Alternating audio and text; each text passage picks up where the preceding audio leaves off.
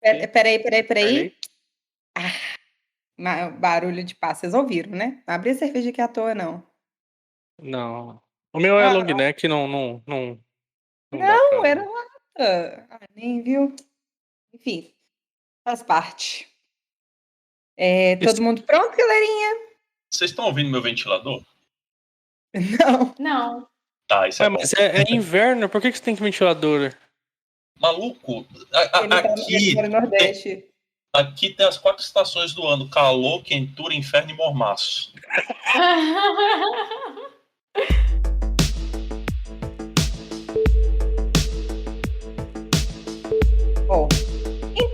Bom, esse é mais o nosso episódio da Brand, que estávamos sumidos por um tempinho, mas a gente fala sobre curiosidade, ciência, pesquisa, entretenimento, porque tá todo mundo cansado, não só os 10. E antes de mais nada, né, eu vou chamar o pessoal para apresentar, falar o nome, da onde está falando e validar o captcha, porque eu quero ter certeza que não tem nenhum robô aqui. Opa, eu me chamo Mila, gente. Na verdade, eu me chamo Camila, mas pode me chamar de Mila. E eu faço doutorado em ciência da computação lá na UFMG. Sim, eu escolhi essa trajetória de fazer doutorado, não sei porquê, mas estamos aí firmes e fortes. E tô no YouTube também, no Peixe Babel, onde a gente fala de tecnologia.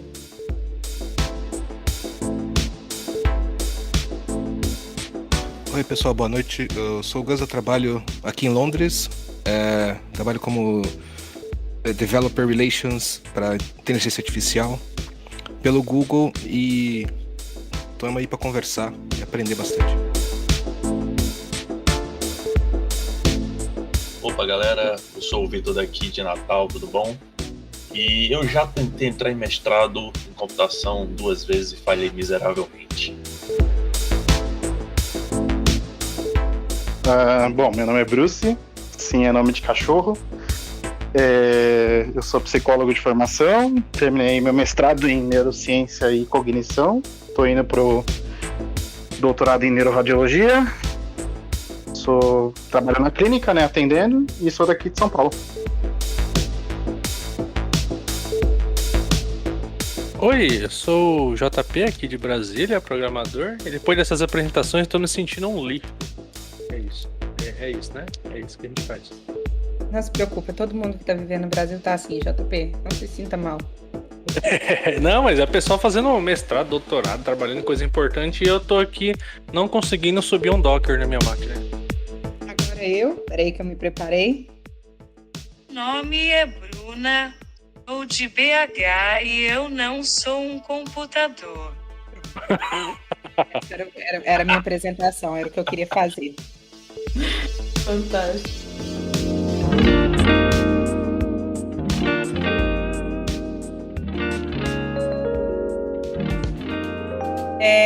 Vitor, me conta aí, o que a gente vai falar hoje aqui?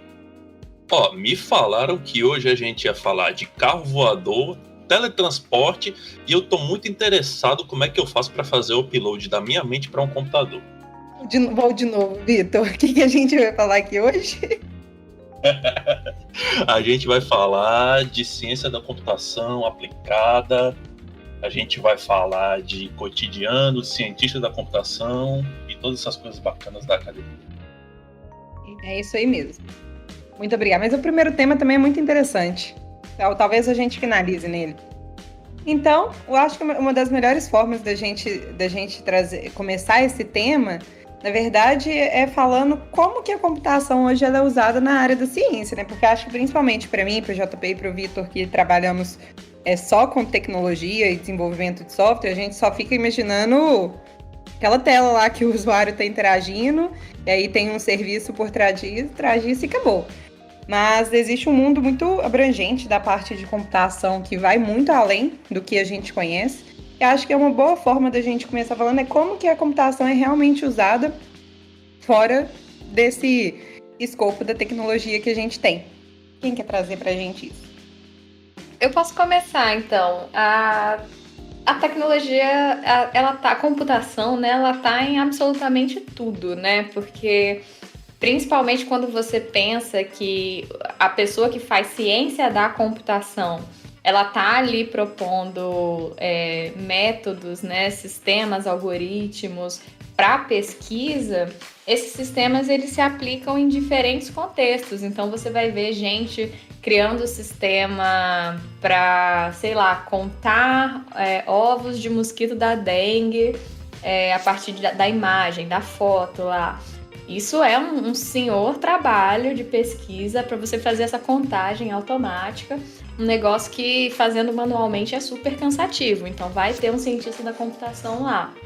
Você vai ter alguém pesquisando como que você pega aqueles teras e teras de dados astronômicos e encontra novos planetas, que é o que tem se feito muito agora, né? Então sempre vai ter um cientista metido nessas coisas. Na astrofísica tem sido usado bastante a computação. Hoje é até difícil você achar, inclusive, matérias de computação fazem parte da grade de um curso, e é bem difícil você achar uma pessoa que, sei lá, da física e da astrofísica que nunca mexeu com programação, porque querendo ou não tá muito envolvida nisso, né? Sim, sim. Aí é que vai um pouco eu acho que tem duas formas de se pensar na ciência da computação.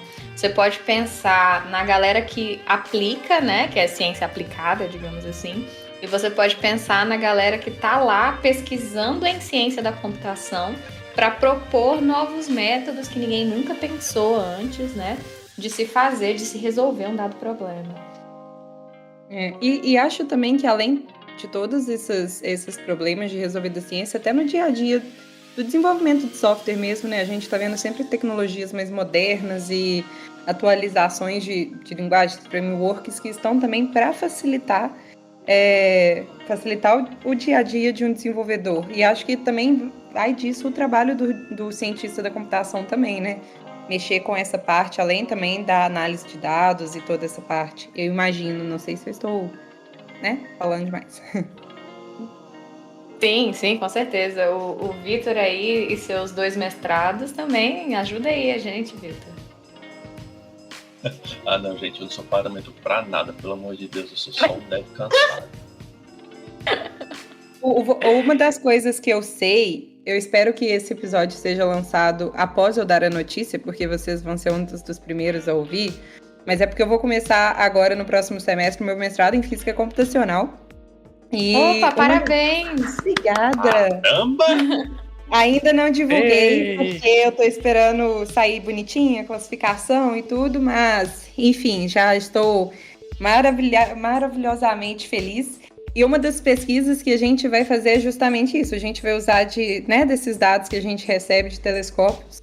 Aí a gente vai usar algumas ferramentas de computação para poder resolver uma pergunta, para poder resolver um problema que a gente tem hoje na física. Então, e isso é muito comum, acho que se você pegar praticamente toda pessoa da área acadêmica hoje na astrofísica e diversas outras áreas, elas estão usando muitas de ferramentas de computação, inclusive, principalmente, o aprendizado de máquina, que eu acho que vai ser um tema que a gente vai falar muito fortemente aqui. Eu posso só... eu tive uma conversa um tempo atrás com uma astrofísica, eu acho. Desculpa, não sei exatamente a diferença de astrofísica e todos os outros campos, mas assim, essa conversa de utilizar a aprendizado de máquina para astrofísica é uma coisa bem interessante. Eu estava conversando, fiz um space há um tempo atrás com a Roberta, que ela trabalha nessa área, né? E é muito legal porque, assim, mesmo com todas as fórmulas que as pessoas têm, que já foi provado e tudo mais, em algumas situações fazer as simulações é muito, muito caro em termos de processamento, né? E com a aprendizagem de máquina você consegue chegar num nível muito bom de precisão, com bem menos complexidade. Então existe um ganho absurdo. E fora isso, a inteligência artificial, aprendizagem de máquina, né? Eu acho que não tem volta mais, é um bagulho que vai permear todos os campos, tal como computação já permeia, né? Não tem muito como você fazer qualquer tipo de pesquisa se você não tiver alguma forma, um sistema por trás auxiliando, né? Nem que seja, sei lá, uma planilha, mas você vai querer rodar um modelo, alguma simulação, alguma coisa para fazer o seu trabalho. Então acho que não tem muita volta. A computação, na verdade, vai chegar a um ponto que ela vai ser uma matéria, eu acho que da escola elementar, assim, vai voltando, né? Pro terror de alguns professores que eu tive que odiavam computação para pessoas mais novas, mas eu acho que não tem muita volta, assim. A Pandora já abriu a caixa já, então não tem muito. Então, nesse sentido, acho que a computação vai chegar um momento que vai ser, tipo, você faz, sei lá, história, geografia, computação. No colégio, né? Isso eu concordo demais com você, porque eu lembro que há um tempo eu tava ensinando para algumas crianças, a gente usava o Code.org para ensinar algoritmos básicos mesmo, sabe? E já tinha muitas que já estavam até avançadas, já sabiam de várias outras coisas, porque está inserido no dia a dia. Então elas querem saber muito, né? Crianças principalmente, elas querem saber muito como que o mundo funciona. Então, por que as coisas funcionam, e elas vão questionar também a tecnologia, porque está no dia a dia delas. E querendo ou não, tá tanto no nosso dia a dia, desde os nossos celulares, quando a gente vai no hospital, né, a gente vai lá fazer uma ressonância magnética e todas essas coisas, tem tanta tecnologia por trás disso, que eu também acho que no futuro vai ser você tá lá aprendendo a ler e aprendendo como que funcionam os algoritmos. E eu acho que esse vai ser o caminho. A computação ela vai estar inserida muito, não para desenvolvimento de software em si, mas para entender como que as coisas funcionam, sabe? Para ser inserido e ter acessibilidade a uma sociedade futura, alguma coisa desse tipo. Uhum. Eu concordo. Eu acho que assim, existe um ponto importante que é quando a gente aprende a usar uma ferramenta, você tem que aprender a usar a ferramenta e não deixar a ferramenta te usar, né? Então, quando você aprende a dirigir um carro, você aprende as regras de como é que dirige um carro, as regras de como é que se comporta com outras pessoas utilizando o carro. E eu acho que isso é uma coisa que talvez eu não tive isso, com certeza, mas é porque eu sou muito, muito, muito velho. Mas assim, por exemplo, minha filha tem isso na escola. Então ela tem 9 anos e aí ela faz as apresentaçõezinhas dela no PowerPoint, digamos assim, da vida, e para apresentar para as amiguinhas dela, e ela sabe que não pode fazer coisas, sei lá, ficar passando informação na internet para pessoas desconhecidas. Então ela tem todo eles aprendem na escola, isso não fui eu que ensinei, meio que vergonha, né? Devia ser eu, mas a escola fez esse papel de, quando você tá na internet, tem que tomar cuidado com isso, tem que prestar atenção nisso. Então, até esse aprendizado de o computador enquanto ferramenta principal de toda a humanidade, digamos assim, não tem como fugir, você tem que saber os limites, as regras, até isso não tem, tipo, faz parte do ensino já, né? Tem que ser ensinado. Eu tava pensando como que no colégio você tem a disciplina das ciências, que é para te ajudar a entender o mundo e tal, né? E como que hoje em dia toda criança vai ter mexido num celular, num computador, então vai fazer parte do mundo, da compreensão do mundo também. Então faz super sentido ter isso na escola. Mas eu fico pensando por outro lado também, como que a gente precisa lembrar que a gente tá numa bolha também, porque tem muita gente que não tem acesso à internet ou à internet boa, que o único computador que tem é, sei lá, uma lan house, ainda existe lan house, sabe? Então, tem muito ainda para se caminhar nesse sentido quando a gente fala de colocar o ensino de computação nas escolas, né? Esse problema que você falou, Mila, ele é muito comum, porque isso da bolha é muito fato. Principalmente para nós que fizemos uma graduação e hoje trabalha, não só da graduação, mas o fato da gente trabalhar com tecnologia, isso é tão comum para a gente que a gente acha que é o óbvio e que todas as pessoas têm acesso a esse tipo de tecnologia que a gente tem. Não só, e isso não é nem computador com internet, às vezes pessoas que nunca nem pegaram no celular e coisas do tipo. Isso é muito comum. Vão acontecer 2 casos, né? Ou a tecnologia ela vai ser mais acessível com o tempo, ou a bolha vai ficar cada vez maior. E as pessoas que vão ter acesso à tecnologia vão ser restritas. Mas uma das formas que eu pelo menos, eu vejo, eu defendo muito, inclusive, sobre acessibilidade, essas coisas, é justamente para toda vez que a gente vai trabalhar com tecnologia, a gente pergunta se aquela tecnologia ela é acessível para todo mundo. E quando eu falo acessível, não é só questão em qualquer tipo de usuário consegue acessar, mas que vários usuários vão conseguir ter esse tipo de acesso. Mas isso é uma discussão gigantesca, provavelmente, que a gente pode ficar falando o episódio inteiro. Uma coisa que nesse fato aí que a maioria diz, né? Ensinar computação na escola e tudo mais, né? Tem um sentido, realmente, se você pegar no conhecimento que isso geraria, enfim. Mas tem 2 pontos, que é uma que a Bruna comentou da segregação, né? E da Mila falou da bolha. Porque é uma coisa que a gente esquece, e a maioria esquece, quem fala isso, de gerar a computação desde o início e tal, normalmente está numa capital. A gente esquece que tem o interior do Brasil, né? A gente esquece todas as outras cidades que existem por aí que talvez não tenha nem internet, ou o nível financeiro da própria cidade é menor, enfim, né? Tem todo um problema maior em relação ao Brasil, que é continental, né? Então, quando a gente fala isso, quem tá na capital é cômodo, mas quem não tá, né? Tem esse problema. Exato. E tem um outro também, que eu não sei se faz sentido, a gente colocando muito esse fato, né, de que computação, programação é a profissão da vez, a profissão do futuro e tal, e aí tem muita gente que diz que tem que ensinar desde o início, né, desde a escola, porque isso vai gerar um raciocínio lógico, né, e faz sentido. Só que a gente não pode esquecer também que existem outras formas de inteligência, né?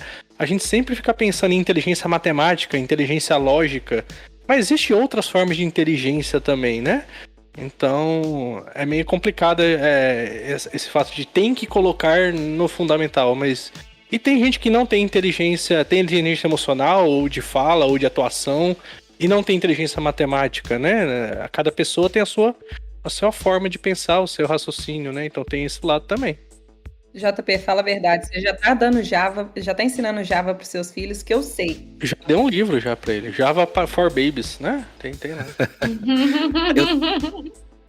Eu concordo plenamente que você não... Na verdade, assim, eu acho que parte de computação, que você ensina pra crianças e tudo, é como... o que faz aquela máquina, né? Você não... Acho que ensinar a programar, tem gente que põe a criança num curso de programação, de fazer joguinho, quando é mais novo. Então, eu prefiro não pensar nesse assunto, na verdade. Eu prefiro pensar no fato de que essas pessoas, essas novas gerações, que têm acesso, claro, elas têm que saber entender a ferramenta que está sendo disponibilizada para ela, para que ela não cometa erros mais para frente, né? Sobre a falta de acesso, efetivamente é um problema gigante, que eu tenho uma visão um pouco pessimista, que ele é um problema que ele vai aumentando, na verdade, tá? A gente batalha para resolver, mas eu acho que ele continua aumentando. Então, quando a gente fala do interior do Brasil, no meu caso aqui, eu sou responsável por EMEA, que eles falam, né? Que é Europa, Middle East e África. E é para quem eu costumo montar meu conteúdo, para quem eu costumo dar palestra. Quando a gente fala África, sim, é uma situação muito mais complicada que, assim, do que na Europa, né? Pô, olha a diferença de acesso. Então, o que a gente tenta pensar é deixar o nosso conteúdo, quando a gente produz um blog post, ou uma documentação, um exemplo, alguma coisa, é deixar isso o mais fácil possível para que qualquer pessoa consiga utilizar e já tenha qualquer impacto na comunidade próxima dela, né? Então, um exemplo clássico que a gente tem é o detector de doenças em folha de mandioca, né? Esse é para fazendeiros que não têm acesso a quase nada e eles conseguem, mesmo assim, com um pouco de conhecimento de alguma pessoa, montar um app que consegue ver uma folha de mandioca e ver se a mandioca tá boa ou não e salvar a plantação deles. Esse tipo de coisa é uma coisa que dá pra gente fazer, sabe? Que a divulgação é parecido com divulgação científica, no meu caso é um pouco mais focado, né? Mas é você divulgar as coisas de forma mais simples para que, mesmo com todos esses problemas de acesso que existem, vão continuar existindo por um bom tempo, que as pessoas precisem escalar a montanha inteira para chegar onde a gente tá, né? Que elas consigam algum pouquinho e já dá pra gente tentar começar alguma coisa aqui.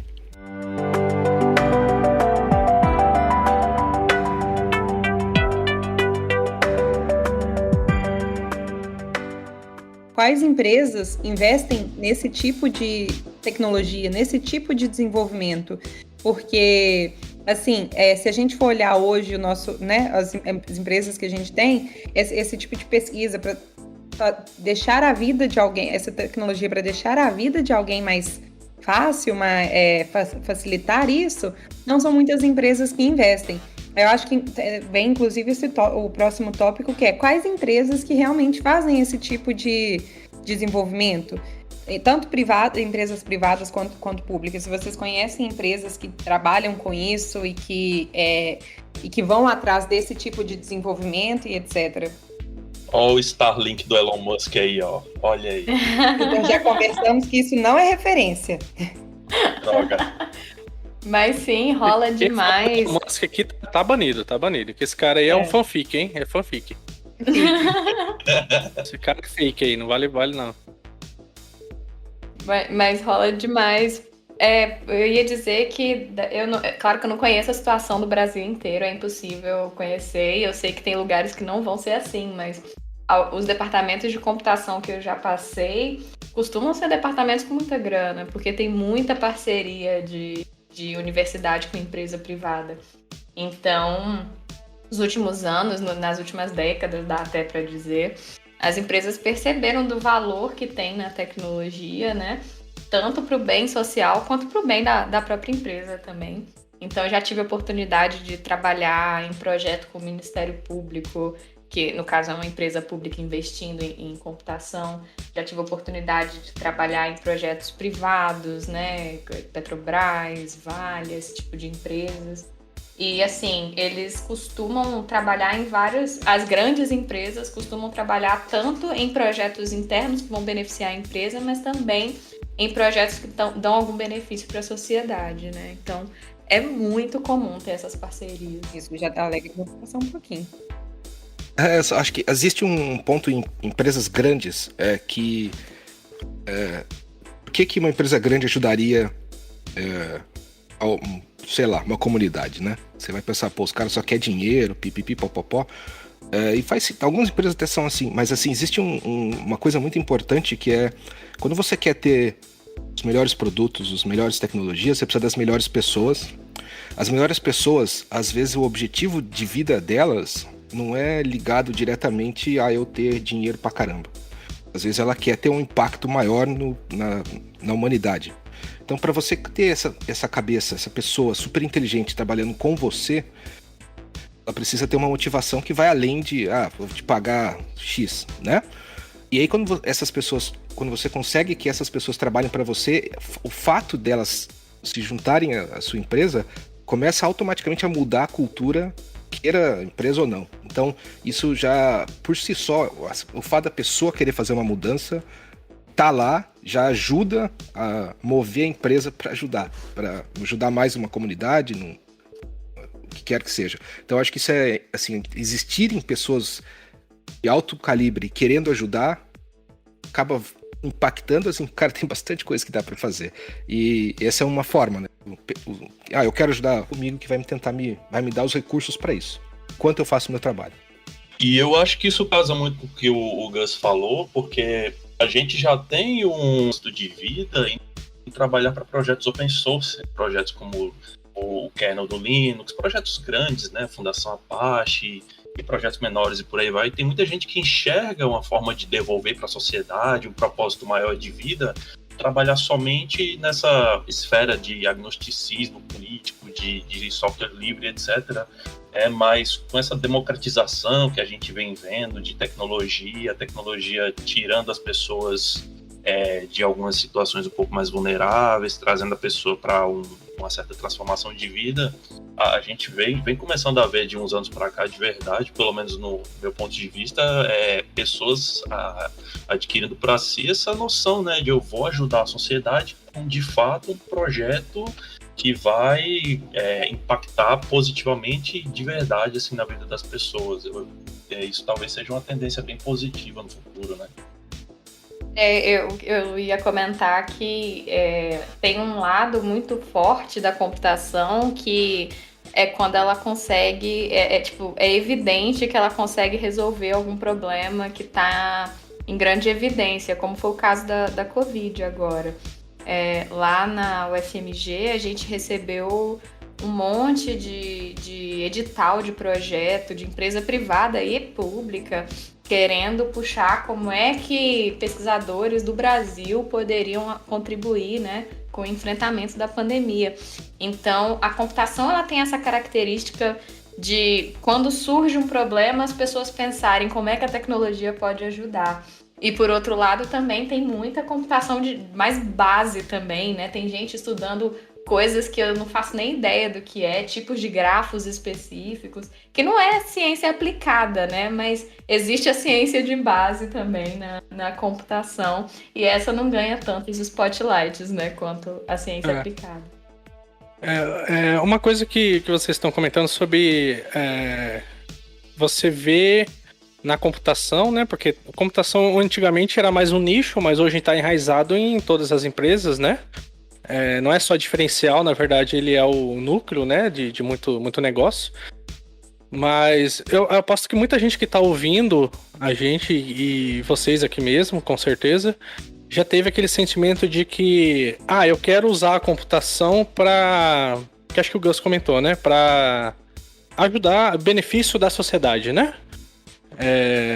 E aí, às vezes, você tá naquele projeto, sabe? Aquele projeto maçante, naquele relatório ali, né? Naquele Jasper Report, né? Naquele PHP, o CRUD. E aí, às vezes, você se frustra. Eu já passei nisso quando era jovem, né? E não cansado. Que assim, o que eu tô fazendo aqui? Sendo que na computação eu posso fazer tanta coisa de útil, né? Pra sociedade, para as pessoas, pro impacto. Só que você tem que analisar que é o seguinte, né? Como o Gus comentou, existem empresas e empresas, existe perfis e perfis, né?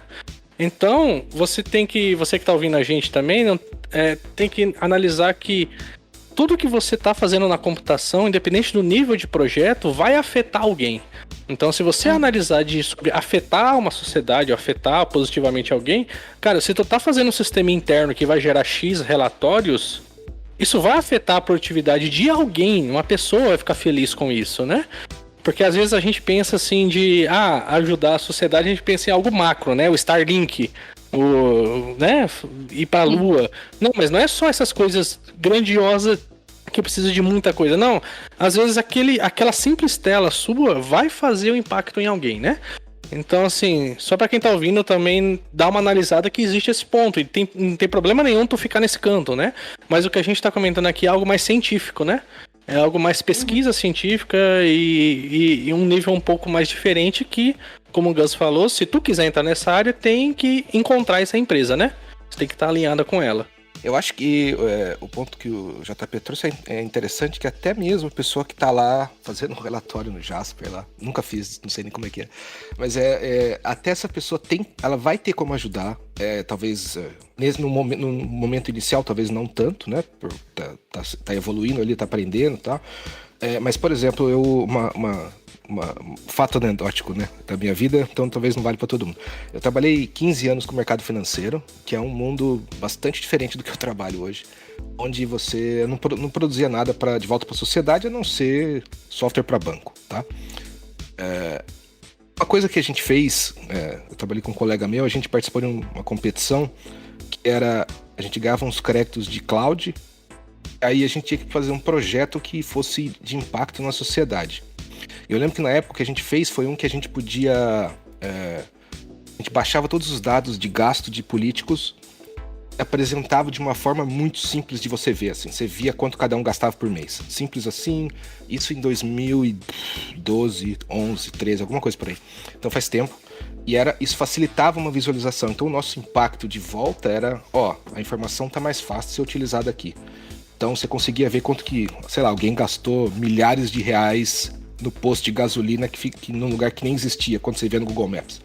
Então você tinha esse tipo de informação. Então eu acho que assim, mesmo você não tô fazendo pesquisa de alto nível, não tô lá com a Mila fazendo doutorado, fazendo uns negócios mega ninja, talvez mas eu sei fazer uma página web. Talvez se eu trabalhar com um cara que sabe pegar os dados de algum outro lugar, eu consigo mostrar eles melhor. Consigo te dar mostrar a situação de como é que tá os gastos públicos aqui. E esse tipo isso vai agilizar a vida de alguém em algum canto, né? Exatamente. Então você vai pôr o seu trabalho, que você a gente não ganhou nada, né? Não tinha grana envolvida. Então você fazia um bagulho. Então existe, assim, fora você também pode, sei lá, eu aprendi uma coisa nova, vou lá, gero conteúdo sobre a coisa nova, eu vou estar ajudando outras pessoas que estão vindo atrás de mim alcançar onde eu tô e quem sabe elas consigam fazer uma coisa muito mais ninja depois, né? Então, cara, nessa área é muito legal, porque o seu conhecimento se espalha, né? Se você quiser, ele se espalha. Lembrando agora, né, um túnel do tempo aqui, você falando disso, eu lembrei que, assim, numa época eu trabalhava num sistema normal, como todo mundo sabe, de processos, relatórios, não só cru, de integrações, mas é um sistema básico, né, como toda empresa tem. E aí você fica nessa noia, eu lembro disso, isso acho que em 2008, a gente fica nessa noia de, pô, o que eu tô fazendo aqui que tá ajudando alguma coisa, né? Tô entregando, tô fazendo deploy. E aí eu tive esse estalo quando eu fui no cliente e eu vi um andar inteiro abrindo a tela que eu tinha feito semana passada. Tá ligado? Eu vi a galera usando e elogiando e falando, cara, isso aqui vai. Nossa, eu vou. Tem gente que falava que ia sair mais cedo, não precisava ficar mais tarde no emprego. Tipo, caramba, ali eu vi, essa história de que, nossa, o que eu tô fazendo está impactando alguém. Entendeu? É isso que é legal. Um sistema qualquer, né? Eu viajo nesse poder que a computação dá pra gente, sabe? Porque eu fico pensando como que a gente tem essa cultura de dados abertos hoje em dia, de sistemas abertos, que não era tão simples de fazer antigamente. Então, igual que tá rolando com a Covid agora. Poxa, eu vi pelo menos 3 ou 4 profissionais que eu conheço fazendo dashboards de acompanhamento da pandemia, sabe? O Covid tem até hacker, né? Tem uns hackers aí, né? Vocês viram aí o hacker também. Então assim, cada pessoa fazia de acordo com suas necessidades, pegava os dados da sua prefeitura lá, que não recebe destaque nos dashboards nacionais, né? E fazia um dashboard ali da sua cidade para que pudesse botar no Instagram da prefeitura ali os dados da cidade. Então, assim, é um poder tão grande. Imagina, você tá impactando uma cidade inteira simplesmente fazendo um dashboard específico daquela cidade para a galera poder acompanhar a situação da pandemia.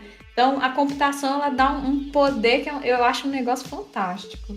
E a computação sempre teve essa, né? Desde os primórdios, e aqui é bem emblemático a gente falando de ciência, né? A ciência da computação como ciência mesmo, desde os primórdios ali da indústria, a galera que inventou as linguagens de computação, eles não, em grande parte, eles não faziam boa parte desses trabalhos como o trabalho principal deles. Muitos projetos nasceram naqueles projetos de lado, que eles faziam no final de semana, e colaboravam alguma coisa com o código de um colega, com a teoria de um colega, um artigo e tudo mais, e vai crescendo assim de forma de um esforço de comunidade, né, ao longo dos anos. Então, isso aí é meio que a forma que a comunidade da computação, comunidade de devs, ao longo das gerações, veio aprendendo a se comunicar, a interagir, né?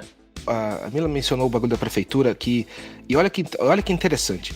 Essas pessoas não importa, que fizeram esse dashboard, eles fizeram, melhorar a sociedade, mas eles têm um impacto automático na vida deles, que eles vão poder pôr no currículo deles, agora eu sei a tecnologia A, B e C, sem mencionar que fizeram projetos, se não quiser, ou, olha, eu fiz esse projeto aqui para a prefeitura, você pode ir lá ver. Então, a computação te traz ainda a possibilidade de você estar ajudando uma galera, você está adicionando ao seu portfólio, um bagulho que, assim, você está aprendendo, então uma área bastante interessante, né? Que assim, você tem muita possibilidade e você tem o ganho, mesmo assim, sendo um pouco egoísta, a pessoa, mas o que eu ganho? Então você ganhou aprendizado, experiência, que é uma coisa que você pode pôr no seu currículo, né?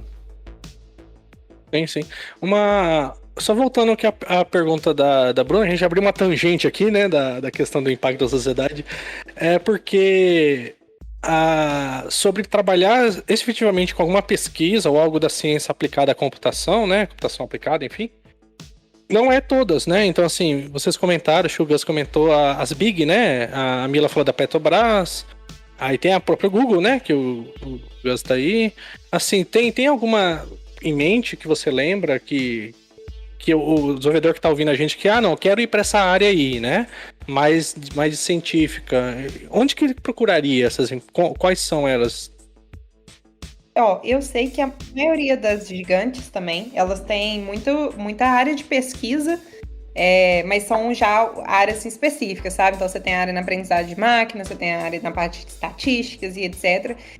Tanto que normalmente eles já pedem, inclusive, mestrandos e doutorandos que estão nessas áreas. Então, quando eu falo gigantes, são Amazon, Facebook, Google e todas essas, elas têm uma área de pesquisa também própria, e inclusive elas ainda têm uns programas para chamarem estudantes de pós-graduação para fazerem parte das pesquisas, que é bem legal também, mas é o que eu consigo pensar agora. Mas aí é internacional, deve ser bem difícil de entrar, né?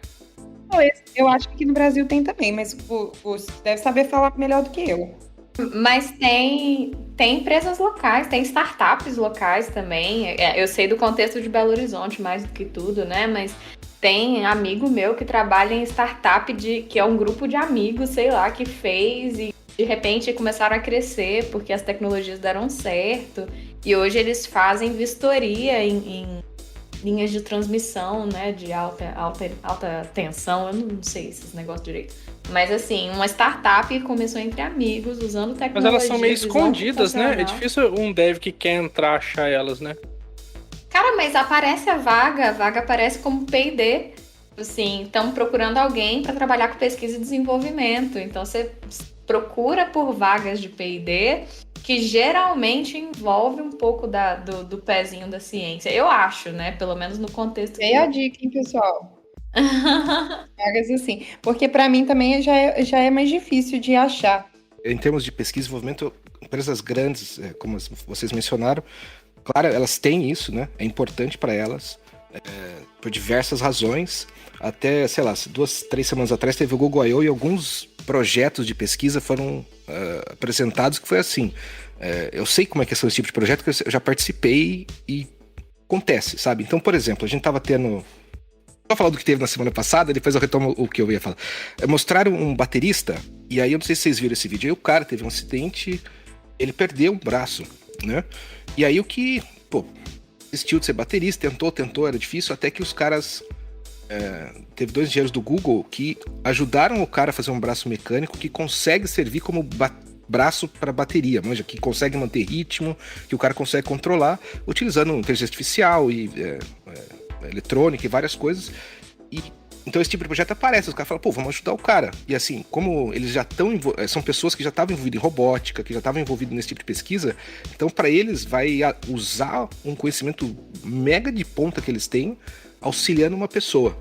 E uma outra situação que houve, há 3 anos atrás, a gente estava ajudando algumas startups a usar a inteligência artificial. E aí a gente ajudou os Médicos Sem Fronteira, que são uma... Eu não sei se são uma empresa, não sei se é uma organização.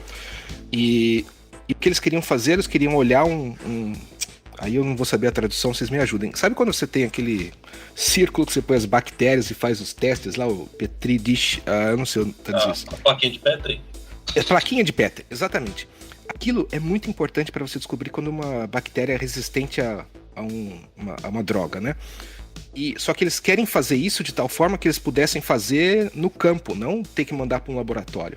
Então, eu lembro que eu estava com eles, a gente conversando exatamente como a gente faria para utilizar a inteligência artificial com visão computacional para você monitorar os círculos que gera e fazer uma análise disso. E, no final das contas, eles fizeram um projeto que ajudava o pessoal da Síria.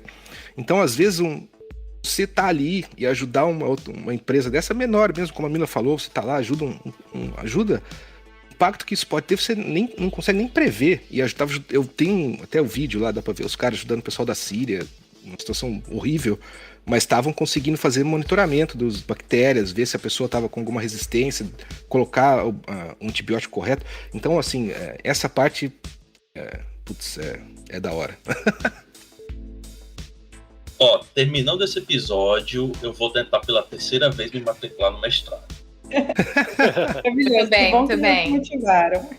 Eu lembrei aqui, pra quem tá ouvindo, eu lembrei aqui que uma pessoa tinha me contatado, não sei se é no LinkedIn, enfim, de uma vaga na ONU para desenvolvedor Java mesmo, que é estranho, não é focado em algo bizarro, é algo meio que no dia a dia para quem é desenvolvedor, mas para projetos para desenvolver coisas para países. Eu não sei exatamente o que, então talvez tenha essa questão de envolver as melhorias que a gente está comentando, o impacto, Quem quiser dar uma olhada sobre PNUD.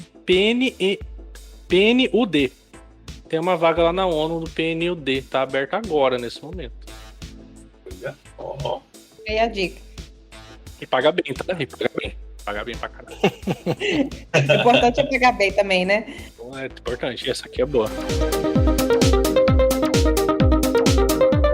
Carreira acadêmica, se ela é para mim ou não na área de computação. E aí, o que vocês têm sobre isso, né? De seguir isso e também de conciliar pesquisas, trabalhos, se é uma coisa que envolve dedicação exclusiva. Tem isso. A dedicação exclusiva é uma grande barreira para muita gente, né? Mas depende. Eu meti o louco, como dizem aí, tô fazendo doutorado sem bolsa agora, justamente porque eu não queria ter esse compromisso da dedicação exclusiva, mas aí privilégios, né, que quase ninguém tem. Isso é verdade. A minha última tentativa de mestrado foi fazer um mestrado profissional porque a empresa estava pagando. Aí o que eu fiz? Mudei de emprego. Aí perdi. Aí também fica difícil. A ideia de que você comentou aí sobre trabalhar com pesquisa acadêmica, né? Isso envolve... É uma pergunta de leigo, tá? Isso envolve você estar estudando um mestrado ou um doutorado, ou existe uma vaga? Tipo assim, eu já sou mestre ou doutor e eu vou trabalhar com pesquisa em X academia. Isso existe? No Brasil, pouco, mas tem crescido. Eu vejo da seguinte forma: para você ser acadêmico na computação no Brasil, tem a trajetória de mestrado e doutorado, onde você vai acabar ensinando e pesquisando em alguma universidade, que é o que eu estou buscando para mim. Mas você também pode fazer seu mestrado e trabalhar com pesquisa e desenvolvimento em alguma empresa. Então rola demais, rola de você estar fazendo pesquisa acadêmica mesmo, de inovação, como uma Google da vida faria, em proporções diferentes, é claro, e você está atrelado a uma empresa. Então isso existe, mas no Brasil ainda eu vejo isso que vocês comentaram, né? Aí não sei se o Gus tem outra visão lá de fora também. Que assim, eu quero trabalhar com a academia, então eu vou me aplicar ao mestrado, doutorado, enfim. Mas e o depois? Me formei. E aí? Porque enquanto eu tô lá no mestrado, eu tô aplicando alguma coisa, né? Eu estou fazendo alguma pesquisa, provavelmente. Não tem muita coisa boa que eu posso falar, não.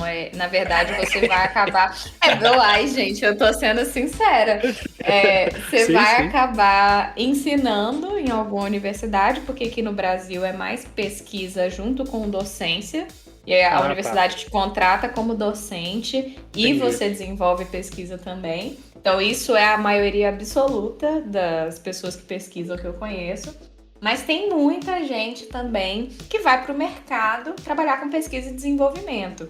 Entendi. Então acaba que você vai fazer um negócio bem super aplicado ali, mas você às vezes vai estar desenvolvendo coisas novas, assim como na academia também. Então rola, as empresas estão começando a contratar pesquisadores e cientistas. Mas aí aqui no Brasil, na tua visão, que seus contatos aí, assim, é mais, se você não for para essas empresas, né, seria mais você virar docente e continuar a pesquisa ali mesmo, né?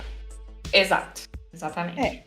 E uma coisa, querendo ou não, né, mesmo que você, não quero ser docente, o mestrado, doutorado, ele te dá mais portas dentro da TI também. Não que isso é exclusivo, né, é algo que as empresas olham, mas ele acaba sendo um diferencial também. Então, vamos supor que você queira ir para fora, então, né, fazer mestrado, doutorado aqui no Brasil talvez seja uma porta de você ser pesquisador lá fora também, ou alguma coisa, alguma parte desse tipo. O conselho que eu dou, que eu queria que tivessem me dado quando... mas a área de física computacional é um pouco mais diferente da computação em si. Mas um conselho que eu queria ter me dado é que se você está na graduação, começa com iniciações científicas dentro da graduação. Para você ficar mais familiarizado com o ambiente, entender até mesmo se é aquilo mesmo que você quer, se você está querendo dedicar. A gente sabe que no Brasil hoje não tem muitos investimentos para bolsas de mestrado, doutorado, então vai ser um desafio que você vai ter. Então é bom você já ir se familiarizando e eu dou essa Mas aí, Bruno, aí eu acho que aí a pessoa que quer isso, né, que quer esse teste, aí ela, aqui no Brasil, né, pensando, ela teria que ir para uma faculdade tipo de ciência e engenharia, né? Nada de algo análise da vida, né? Porque aí Não, precisa de uma. por exemplo, eu me formei em sistemas de informação. Eu não me Eu formei em ciência da também. Eu computação. também formei em Não, mas as sistemas. faculdades, ela muitas vezes não tem uma área de pesquisa, ela é uma faculdade mercadológica. Mas Pegou? então, para nossa área, principalmente, não tem muito dessa grade curricular, né? O que eu tô falando? Eu tô fazendo física computacional, mal tive física no curso de sistemas. O que você tá falando? Mas uma das coisas é fato, tipo assim, a pós-graduação em si, ela não para nossa área, ela não depende exclusivamente da graduação que você fez. Não, a minha pergunta, a minha dúvida é assim, faz sentido o que tu falou, né? Tipo, eu quero ver se eu me dou bem com a área científica acadêmica. Vamos testar aqui dentro, né? Que é a dica que tu comentou, né? Tô me informando. Só que eu vejo que muita faculdade, ela é mercadológica, ela não tem essa área de pesquisa. Então, se você não for para uma faculdade que tenha, por exemplo, ciência da computação, eu acredito, ela não teria essa área para você tentar pesquisar. Então, Pra você mas aquilo. eu fiz a Estadual da Bahia e não tinha curso de ciência da computação lá, mas tinha grupo de pesquisa. Então, as públicas têm, né? A maioria das públicas, ou todas, eu não sei se é uma coisa para ser isso, as públicas têm. E pesquisa é só ser uma universidade, né? Ser universidade já obrigatoriamente tá. oferece Tem que ter pesquisa. pesquisa. Aí, se Tá. você fizer centro universitário e outras faculdades, aí não. Tá. Mas a universidade em si, ela já oferece pesquisa. Então, se Então você procure quer uma universidade, né? universidade, Isso. e aí já é o primeiro passo, né? Se alguém quer tentar começar com pesquisa, ela tem que ir para uma universidade. Uhum, Rapaz, isso 31 anos de idade e hoje que eu tô descobrindo a diferença de Né? faculdade Né? e universidade. Né? Tá Aí, né? zoando, não acredito. Não julgo, porque eu também fui aprender isso da primeira vez que me deu interesse em fazer pesquisa. Assim, na minha, mas eu descobri por isso. Eu identifiquei uma bolha na minha vida, então, porque eu achei que todo mundo sabia. Aqui eu acho que aqui em BH é porque tem muito, tipo assim, tem muito centro universitário, tem muita faculdade, tem muita universidade. Aqui em Brasília Aí, ela tem a UNB, né? Ela tem um centro de pesquisa grande ali. Então a galera que quer. Só que é que tá, né? A galera que quer vai ter que ir nas capitais, não tem muito o que fazer, né? Universidade é nas capitais, né? Vai ter que se mudar e Não, aí, né? tem no interior também. Tem muita universidade no interior. O estadual tem? também tem bastante. Estaduais, né? Estadual, Estaduais, pra verdade, caramba. verdade. Verdade. Mas tocaram num ponto interessante, que é essa do profissional que está fazendo pós-graduação e graduação. Ultimamente ele está encontrando mais vagas dentro do mercado como alguém, devido a esse advento de computação aplicada a métodos numéricos, de inteligência artificial, né? Isso eu acho que também casa, aqui eu tô falando só na minha opinião, tá? Mas eu acho que isso casa bastante com que falaram aí que empresas, principalmente agora com essa pandemia e home office, estão aprendendo a pensar na TI como uma disciplina que toda empresa deve dominar, né? E não somente aquele departamento que você paga para o cara configurar um servidor, paga para o cara fazer um CRUD. Não, com a pandemia, muita empresa teve que aprender mesmo a fazer TI da forma correta, né? Tanto é que está surgindo vaga à torta e à direita, aí, empresas se estapeando com o desenvolvedor, né? E isso acaba sobrando também para as outras áreas, né? Como é o caso do machine learning aí, que está em alta, né? É isso que eu ia comentar. Eu acho importante pensar, tipo, ciência da computação, a área da ciência para mim, tem muito colega meu que fez o mestrado, mas não seguiu, entre aspas, a trajetória acadêmica de você virar docente e tal, e foi trabalhar em empresa já chegando como sênior.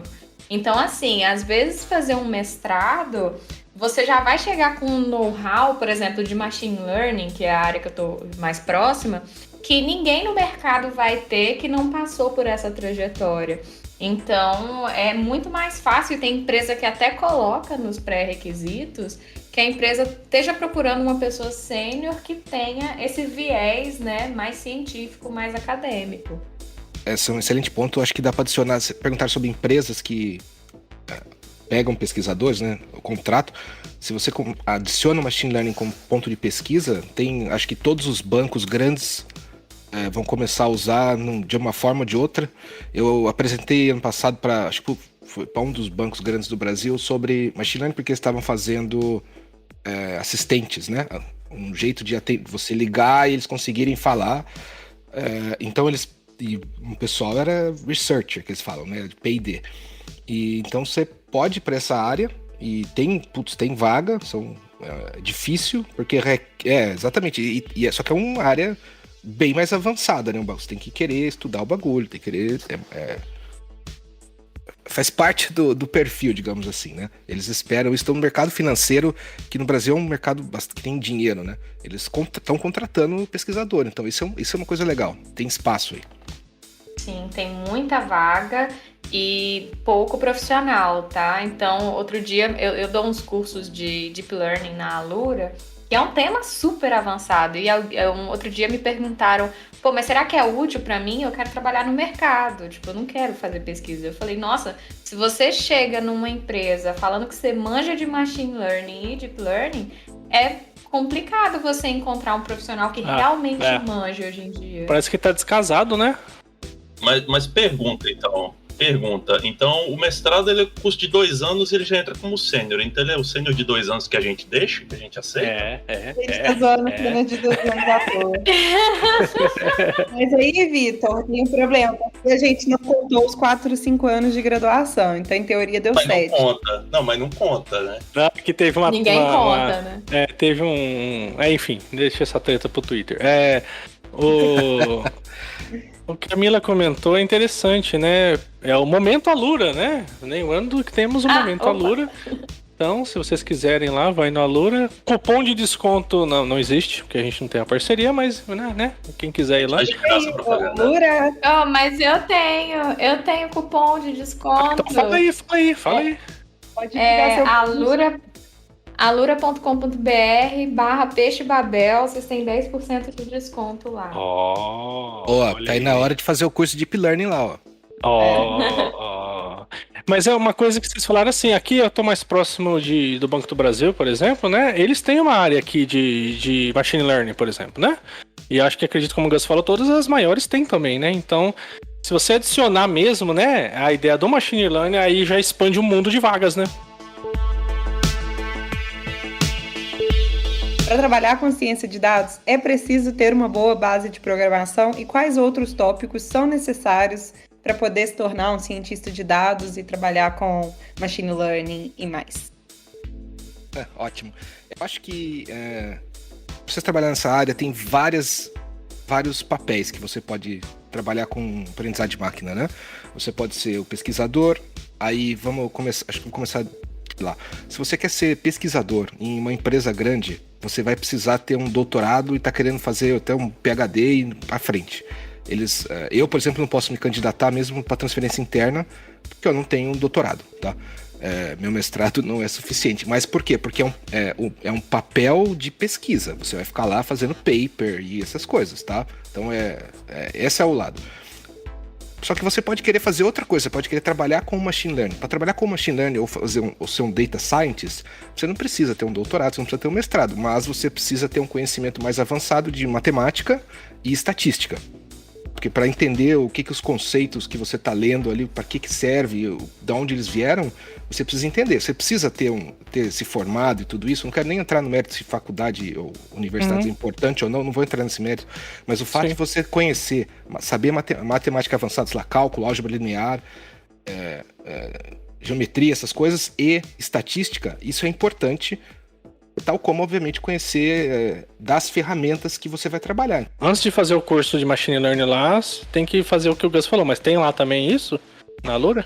Então, eu já comecei o curso colocando como pré-requisito que a pessoa tenha algum conhecimento, né, sobre cálculo 1.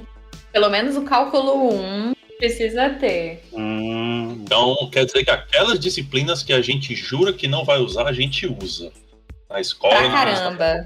Então quer dizer que disciplinas essenciais são essenciais, de fato. Exatamente. E aquela ideia, né? Se você, igual o Gus falou, se você quer ir pra essa área, né? Aí tu vai se especializar nessa área aí, né?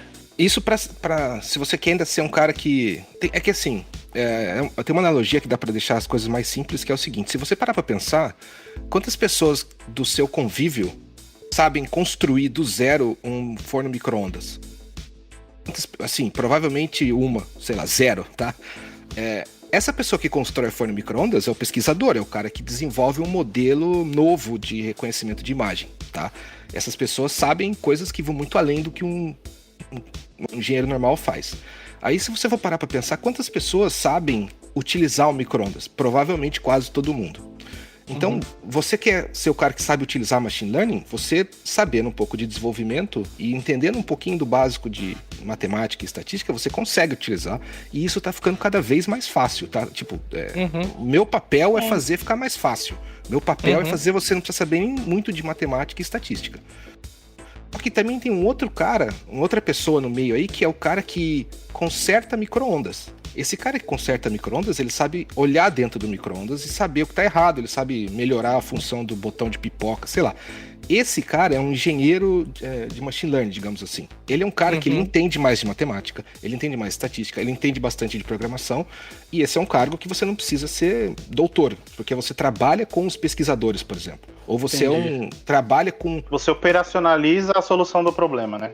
Você operacionaliza e customiza também, né? Porque às vezes uma solução... Você vai manter os algoritmos de machine learning, não criá-los, né?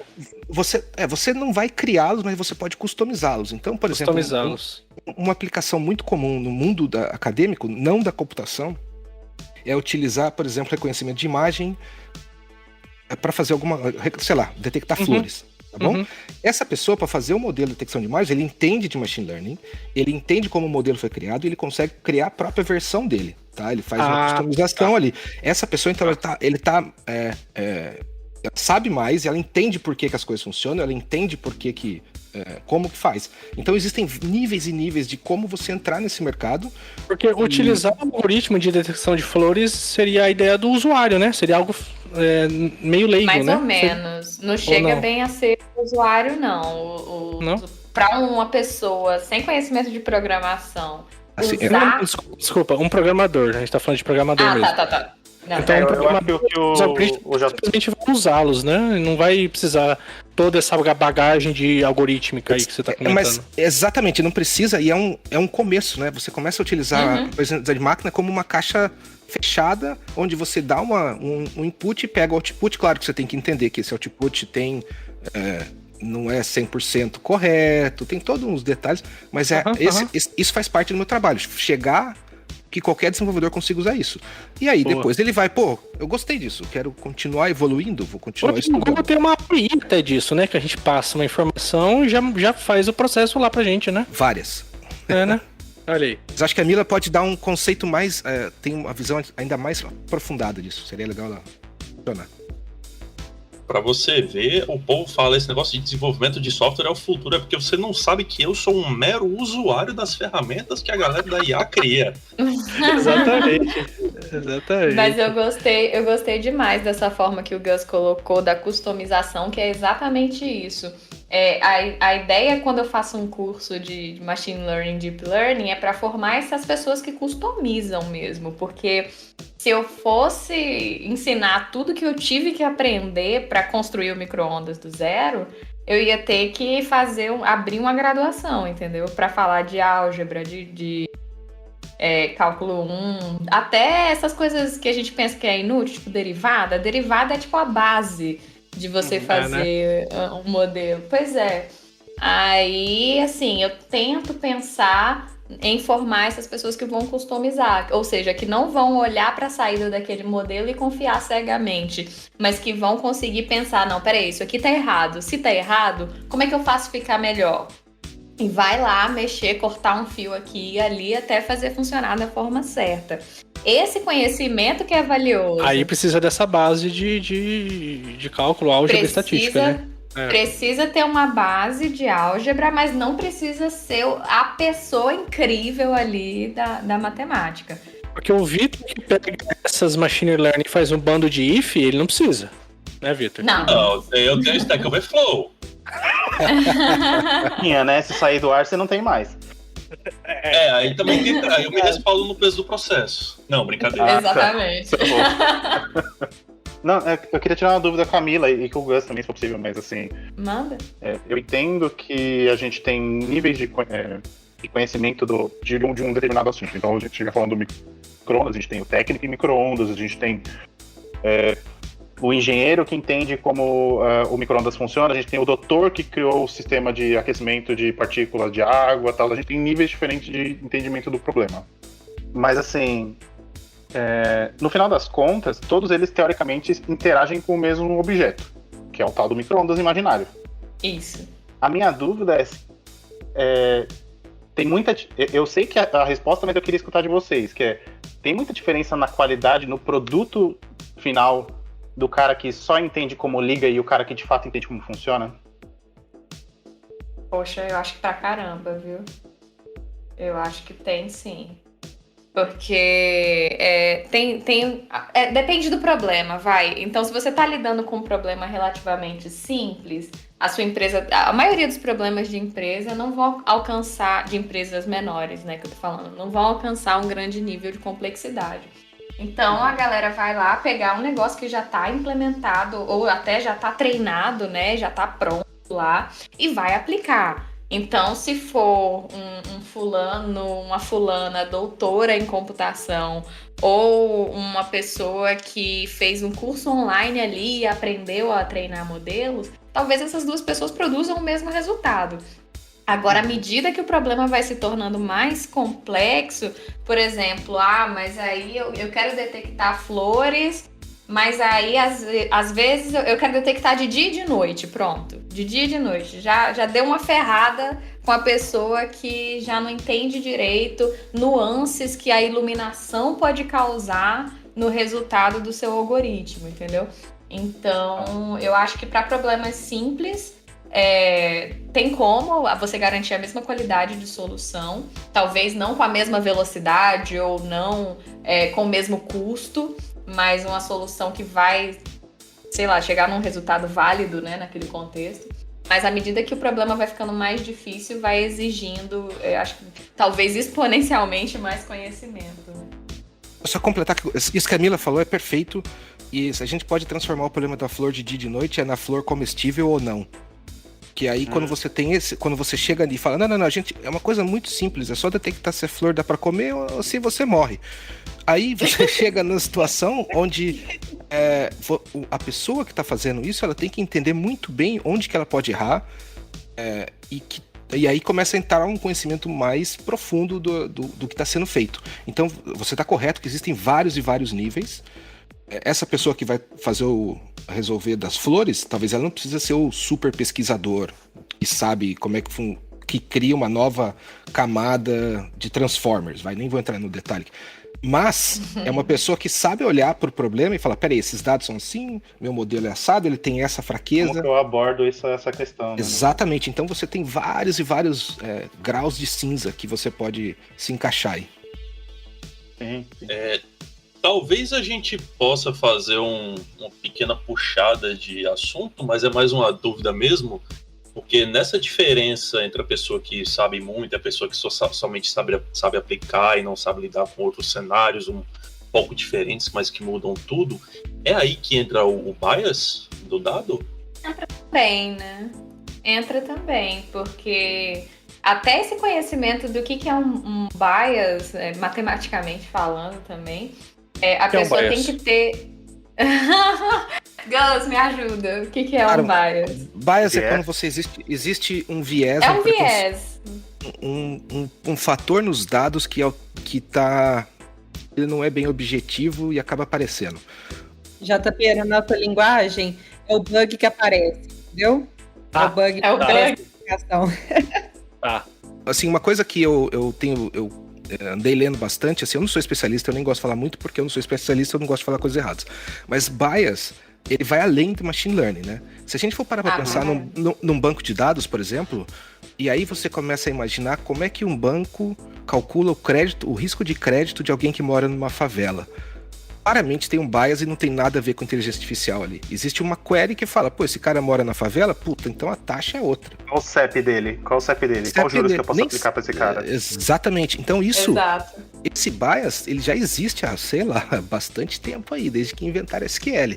Só que o que talvez a inteligência artificial e o campo em todo tem trazido peraí, galera.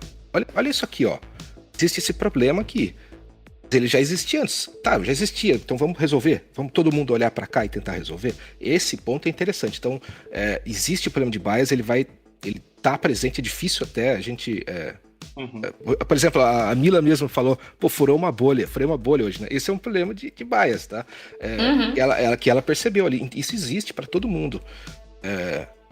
E, assim, todos os níveis vão enfrentar. O que a gente tenta fazer é defender as pessoas que sabem menos. Então, quando eu falei da solução da caixa fechada, o modelo que essa pessoa usa é um modelo que já tá defendido, entendeu? Ele não vai aparecer uns absurdos lá. Pode ter bias, vai estar escrito na documentação. Esse modelo você não deve utilizar para situações à noite, tá? Então isso vai estar descrito lá, mas assim, a gente tenta defender. Pesquisadores e os caras mais avançados têm que tentar resolver em vez de só documentar. Tentar o que eu posso fazer aqui? Melhorar os dados, melhorar o algoritmo, sei lá. Tem uma diversidade no meu time. Se documentasse, eu já ia estar feliz, porque nem sempre documenta não, tá? É isso que eu ia falar agora.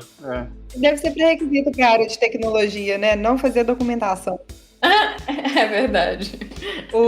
Mas uma das coisas que, voltando até para a pergunta que ele tinha respondido, eu falando até na perspectiva de que quando a gente foi eu fui fazer os levantamentos de todos os problemas que o modelo poderia ter, aí a gente analisa várias coisas, além de níveis sociais e de tudo que pode impactar o seu modelo, porque você pensa, o seu modelo ele aprende com dados, mas como que você pode garantir que aqueles dados ali, eles são totalmente seguros para existir uma possível sugestão. E não existe nenhum problema com esses dados. É uma amostragem de fato aleatória, né? Não é só, tipo, eu acho que é aleatório, que a maior parte das vezes acontece. Exato, e você tem uma estimativa do que é que você vai ter. Então, por exemplo, é até bom esse exemplo que o Gus deu sobre o banco lá de fazer empréstimo ou não para uma pessoa.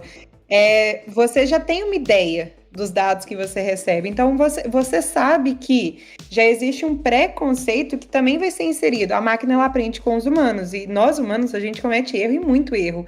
Então, quando a gente fala em bias, é pensar nos erros que nós cometeríamos, que a máquina também possivelmente vai cometer. E assim, não significa... a gente teve até alguns exemplos disso recentemente, que foi o chatbot do Twitter, que foi o Instagram, o algoritmo do Instagram se mostrando racista, o negócio de reconhecimento facial, tudo isso são bias, se você parar pra pensar de uma forma, né? Gus e Mila, tô falando coisa errada? Não, falou certinho. Eu vou até puxar... Você concluiu, Bruna? Concluí. Eu vou até puxar o que o Bruce falou de qualidade de soluções, diferença na qualidade, porque eu tava pensando justamente quando vocês falaram do CEP, que talvez uma pessoa que não tem esse viés investigativo que a ciência acaba te dando, né? Ela vai treinar um modelo lá em cima dos dados de empréstimo para decidir se vai dar ou não empréstimo e vai lá ver que em 90% das vezes o sistema agiu como um ser humano, né? Foi tão bom quanto um ser humano e deu empréstimo para as mesmas pessoas que um ser humano daria. Uma pessoa com viés mais investigativo, a primeira coisa que ela ia fazer é fazer um notebook ali com todos os plots possíveis e impossíveis daquele dado para falar, não, pera aí, o CEP está sendo um fator muito forte ali na hora de decidir dar o empréstimo ou não. Será que não tem uma linha de preconceito aqui com pessoas mais pobres? E não vai pegar aquele dado puro e alimentar para um modelo. Eu acho que isso é a diferença de uma pessoa que só vai lá pegar os dados e alimentar um modelo e a pessoa que vai realmente fazer um trabalho investigativo, que é mais científico mesmo, de entender, que é a ciência de dados, né? Entender aquele dado, entender aquele problema, para aí sim decidir se a forma certa é pegar os dados e alimentar. Uma coisa que eu vejo muita discussão, independente da polêmica em si, isso não é o caso, né? Mas é um fato mesmo que acontece, é que a aprendizagem de máquina, né, e o resultado que ele vai te dar depende muito da base que ele vai aprender, né? Então, se quem alimenta... de teste. Então, se quem alimenta um dado enviesado, o resultado vai ser também, né? Mas é aí que mora o problema, JP. É a ideia de que mesmo um dado anonimizado, que eu não sei quem são as pessoas, ou talvez características específicas dela, a pessoa que escolheu o banco é um viés por si só. Então tudo que pessoas botam à mão, por definição, está enviesado. A questão é qual controle você tem para minimizar esse viés que já existe. Então, eu vou dar um exemplo prático. Por exemplo, eu estou participando de uma coleta que, para todos os fins, não importa para quem, mas a ideia era que eu coletasse esses dados para, tipo, identificar um perfil de cliente para uma certa empresa. Só que no processo, a coleta que eles fizeram, como antes eles não identificaram qual era o público-alvo deles, eles coletaram com um público que não tem nada a ver com quem compraria com eles. E aí eu fiquei assim, tá, então eu posso extrapolar 1 milhão de coisas disso aqui. Sim, é possível, mas se isso aqui representa de fato o que eu preciso saber, provavelmente não. E aí fica naquela coisa de isso é um viés? É errado, mas é. Pois é, mas se você pega e simplesmente faz o processamento e confia, né? Você ter esse feeling, né, de saber como tu tá comentando, aí a decisão tomada daquele resultado vai ser errada. Mas é por isso que é importante, eu acho que é uma discussão grande, mas que eu acho que ela vale para todas as camadas de especialidade, assim. Do cara com fundamental completo ao cara com pós-doutorado. Assim, eu acho que o importante é você ser capaz de extrapolar problemas pequenos para problemas grandes. Lógica, né? Então, se eu entendo que tudo que as pessoas produzem é resultado de que as pessoas elas são, então esse dado obrigatoriamente ele tem características. Então, tipo, se eu pego dados com moradores de uma comunidade, eles são, por definição, diferentes de alguém que mora em Alphaville, por exemplo.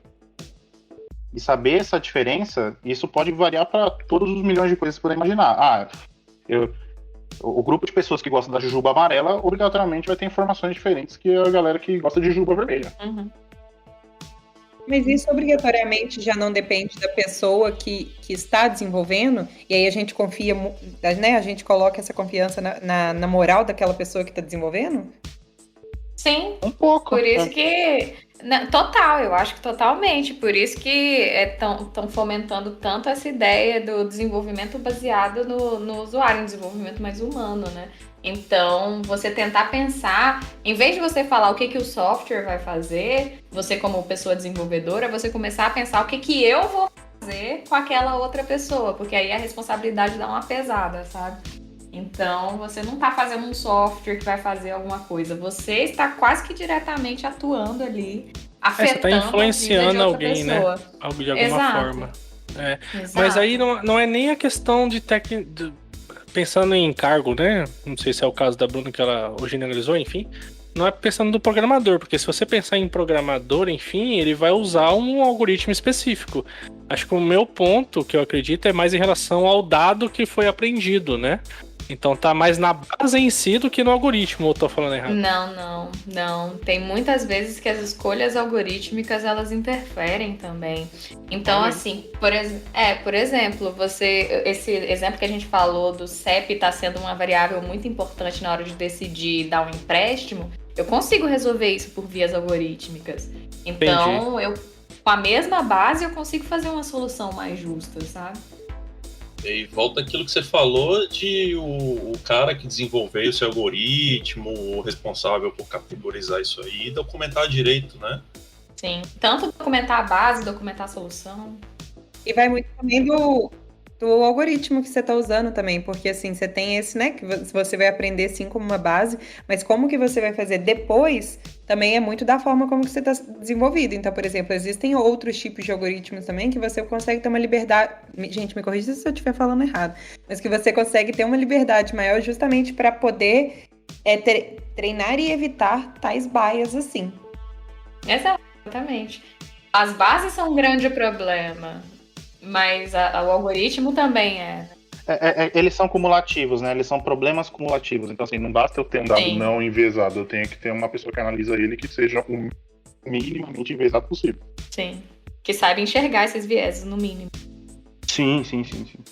E é por isso que, aquele momento, né? Tipo, discussões que são paralelas, mas que são importantes. Por isso que representatividade dentro, inclusive, da ciência de dados é uma coisa importante.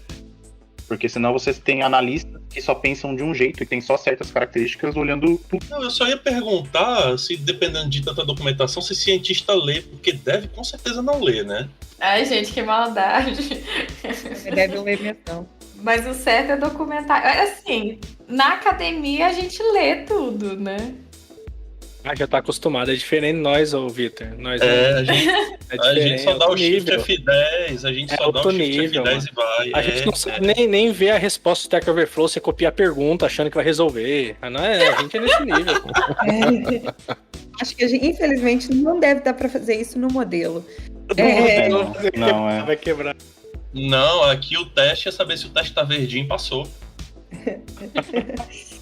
E Bruce, eu tenho uma pergunta direcionada para você, porque assim, eu imagino que muitas das coisas da tecnologia pra gente, quando a gente tá falando que um usuário final é uma aplicação, ou então, né, sei lá, algum tipo de tecnologia, mas é diferente quando a gente tem um aprendizado de máquina direcionado a pessoas, que diretamente vai impactar a vida das pessoas. Então, na minha perspectiva, mais lá do que assim, eu imagino que um bias numa aplicação que está relacionada à saúde é muito mais pesado e prejudicial do que um bias em um modelo que faz sugestão de, sei lá, que ele faz uma análise de dados de corretoras, por exemplo. Sugestão de compra de fralda, que eu recebi esses dias. Eu vou ser... Nossa, é engraçado, porque minha resposta vai no sentido completamente oposto, né? Mas... Na realidade, eu acho que qualquer modelo ele é um problema na atual sociedade que a gente tem. Qualquer modelo mal feito, vamos dizer assim, que desconsidera vieses. Porque, assim, da mesma forma que eu posso ter um modelo de smartwatch que está checando a frequência cardíaca das pessoas e está indicando para X pessoas com X taxa de acerto que elas devem procurar um cardiologista, por exemplo. Isso é um cenário onde o overfit, né, no caso, um modelo que ele estima para cima mais do que o de fato ele só está fazendo pessoas irem no médico. Mas isso no Brasil talvez não tenha um impacto tão grande na vida das pessoas. Mas, por exemplo, num americano que vai ter que gastar milhares de dólares para fazer um check-up, isso é um problema. E então, assim, tá muito entrelaçado com em que contexto a gente está fazendo isso. Mas da mesma forma que se eu sou um cara fazendo um modelo que sugere ações e eu desconsiderei a questão do CEP, por exemplo, talvez eu esteja sugerindo ações de menos valor ou de menos rentabilidade para quem tem menos poder aquisitivo. Isso é justo? Então, assim, tudo envolve em algum grau, né, interação com seres humanos. A questão talvez eu acho que seja só quão imediato o impacto é. Eu comento um pouco mais nessa linha, Bruce. Se você tem algum case ou alguma coisa que você lembra de um machine learning aplicado na área da saúde mesmo, sabe?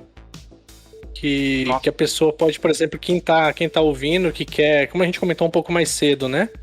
Que tu não tava aí, que a gente viu sobre vários pontos, assim, quem quer entrar, né, para onde vai, enfim, mas também ver opções, né, de empresas, opções de projetos, para quem quer ir para a direção um pouco diferente do desenvolvedor tradicional, né? Então, onde que essas pessoas poderiam achar essas empresas ou algum case, enfim? Putz, complicado, porque eu sou da academia, então eu não tenho grandes conhecimentos sobre o corporativo, mas assim... Algum lugar da academia mesmo, né? Que seja na área da saúde.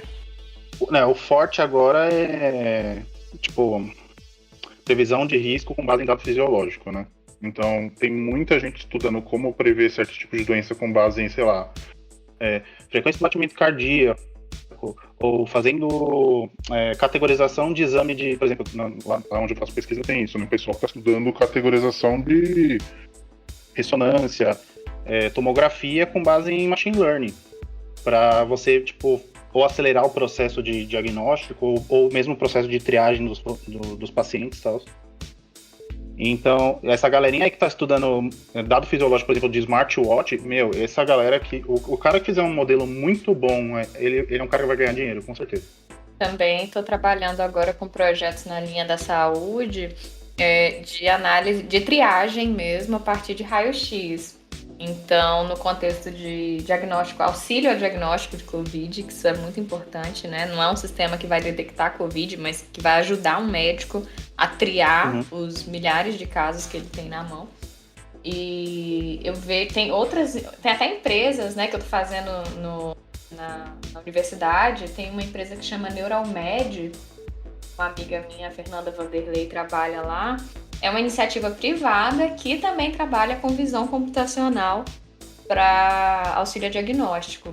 Mas isso que o Bruce falou dessa área de wearables, né, os vestíveis, os relógios, tá levantando muita startup, muita, para analisar esses dados de aplicativo, de relógio. Tem muita coisa que dá para você fazer de saúde com dados de celular, né? Que a pessoa dorme com ele e tal. Sim, de movimentação. Então, tem muita coisa nessa linha, né? De pegar dados de relógio ou de celular e tal. Eu vou tirar uma dúvida em cima da dúvida do JP, que é assim... Eu entendo que... Tipo, eu não preciso ser ultra especialista nesse caso, mas eu tenho visto esse problema da questão do raio-x, da ressonância magnética, da tomografia, principalmente com Covid, que tem trocentos modelos de machine learning para tentar descobrir um jeito de classificar isso, e até agora a gente está tendo muita dificuldade. Olha, eu posso falar não de detecção necessariamente, mas a gente partiu de um trabalho muito bom de segmentação de pulmão.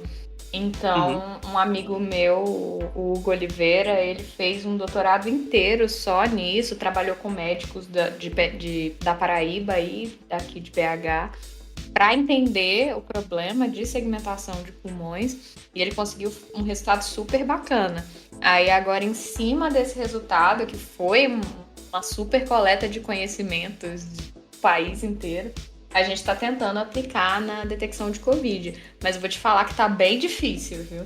Realmente tem trilhões de modelos aí tentando fazer, mas é muito difícil, por exemplo, imaginar que num país como o Brasil, onde a qualidade de um raio-x varia bruscamente de um hospital para outro, você vai ter um modelo funcionando de forma que seja útil, né? Então é isso que a gente está tentando buscar, um modelo que você treine com umas imagens ali e que se você vá para outro hospital que tem uma máquina de raio-x completamente diferente, esse modelo ainda conseguiu funcionar, mas ainda está distante, viu? E ainda, eu me pego pensando, inclusive, nessa questão do viés, né? Porque, no final das contas, a gente depende, por exemplo, a gente fala que o dado ele tem que ter uma certa adequação dele para você, de fato, usar um modelo, mesmo que o modelo seja bom. Então, eu me pego pensando nessas imagens, por exemplo, num país que diz que tem caso de Covid que está sendo marcado com outras coisas. Então, Nossa, tipo, que garantia que eu tenho que esse raio-x, de fato, ele é Covid ou não? Então, assim, para classificar, tem esse problema do viés por cima, né? As bases que a gente está trabalhando, todas são confirmadas com RT-PCR, né? Então, você tem garantia de que a pessoa estava com Covid hospitalar, na época do raio-x. Hospitalar. Mas, realmente, tem muito problema com base de dados que é muito mal anotada e você fica assim, não vou confiar nesse dado. Ontem mesmo, não sei se vocês viram, teve alguém que postou um estudo sobre modelos que se propõe a prever se a pessoa está com Covid ou não. E aí acho que dos 400 modelos que tinham lá, os caras falaram, não, nenhum funciona. Só que o problema que foi apresentado é que nenhum tem uma base de dados grande o suficiente, eram todos bases pequenas. E assim, é um problema complicado. Eu sou mais, nesse sentido, eu sou mais otimista, que eu acho que é viável, dado que você tem uma base muito boa e grande o suficiente, mesmo com raio-x de qualidade diferente, porque se um médico consegue olhar e achar coisas, imagino que o modelo consegue aprender a achar essas coisas, porque é o objetivo dele, né? Achar padrões numa imagem. Então, só que assim, claro, base de dados é fundamental. Não existe um modelo sem a base de dados. Não existe. Não existe um algoritmo. Eu acho que o grande problema nesse sentido é a questão, que aí já é muito técnico, eu acho, mas é a questão de conhecimento transferindo entre domínios. Então, quando a gente fala do raio-x, quantos anos a máquina de raio-x tem já torna os raios-x dela de um domínio diferente. Então, a capacidade que o médico tem de pegar um raio-x com mais contraste ou menos contraste e conseguir detectar a lesão ali no pulmão, as máquinas ainda não têm essa mesma capacidade. Eu fui treinada numa máquina de tal empresa. Se eu for usar essa mesma IA numa máquina de outra empresa, já não vai funcionar. Então, isso a gente não está conseguindo corrigir, né? Isso é verdade, a gente vê no dia a dia da pesquisa, assim, é muito claro. Você pega, por exemplo, um exame de ressonância de uma máquina, você coloca do lado da outra, é muito drástico a diferença. Então, pro modelo, eu imagino... Se pra gente olhando já é muito difícil, eu imagino como deve ser pro modelo entender, sabe? Pois é. Aí, agora a gente entende quando o médico fala assim, você tem um exame anterior? É por isso, entendeu? Porque ele vai olhar e vai falar, será que isso aqui é marca da máquina? Uma dúvida que me bateu agora, e vocês podem comentar, é que assim, você está falando sobre a confiabilidade, né, o resultado em relação à base e tal. Mas, se o algoritmo que processou esses dados também não tiver ajustadinho e ele não tem a menor ideia como isso funciona, por mais que a base seja quantidade grande ou pouca, enfim, for suficiente, o algoritmo errado, imagina um bug lá dentro, né? Como é que tá a confiabilidade dos algoritmos em si? Imaginando que você tenha uma base de fato confiável, nós podemos confiar no algoritmo, ele já tá maduro para isso? E aí o Gus também que trabalha nisso, né? Ele pode comentar, enfim, fica à vontade. Sendo de triagem, eu diria que se a gente conseguisse treinar um modelo numa boa base, dá para confiar sim, porque a gente não tá falando de algo que vai soltar na mão da população. A gente vai estar falando de um sistema que o médico vai falar... Ele vai saber olhar e falar, nossa, que merda de detecção, se alguma coisa de errado acontecesse. Você tem a parte de validação também, depois. Não, era bem isso que eu ia falar. Eu acho que assim, em termos do algoritmo em si, ele funciona, é aquilo lá e a aplicação dele é conhecida, né? Então, para quem sabe customizar um modelo, sabe criar um modelo, como a Mila tá falando, você sabe que você ligar A, B e C, você vai chegar no resultado, já sabe mais ou menos onde você vai chegar. Então, em termos esse ponto, não vai acontecer. Esse tipo de erro é mais difícil e o sistema de testes para machine learning é um pouco diferente do sistema de testes para software tradicional, né? Não é diferente, talvez ele seja mais testes, né? Porque você precisa terminar o seu treinamento e aí você vai olhar num monte de dados que o seu modelo nunca viu e aí você vai ficar brincando lá e vendo o que está acontecendo. Nesses dados aqui funciona, nesses dados da outra máquina funciona. Então existe todo um processo, tanto que assim, um dos problemas hoje de machine learning é você colocar em produção o seu modelo, né? Você criar ele e fazer funcionar uma versão para mostrar para o seu gerente, você faz. A hora que for levar para produção, nossa, aí meses. Pois é.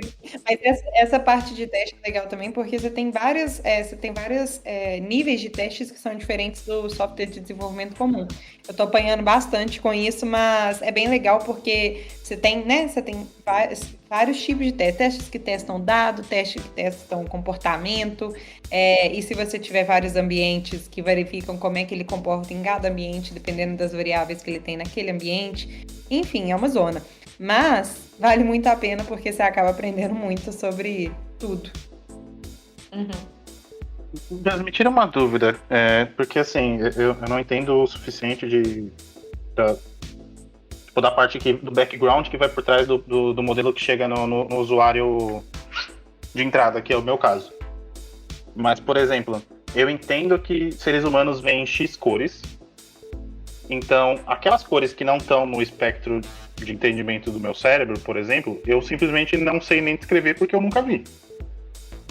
Eu entendo que os modelos podem passar por um problema parecido nessa questão do teste e validação. Então, tipo, aquilo que não estava compreendido ou, tipo, não estava visualizável, vamos dizer assim, no teste, no banco de teste, não tem como um modelo, depois na hora da validação, identificar também, certo?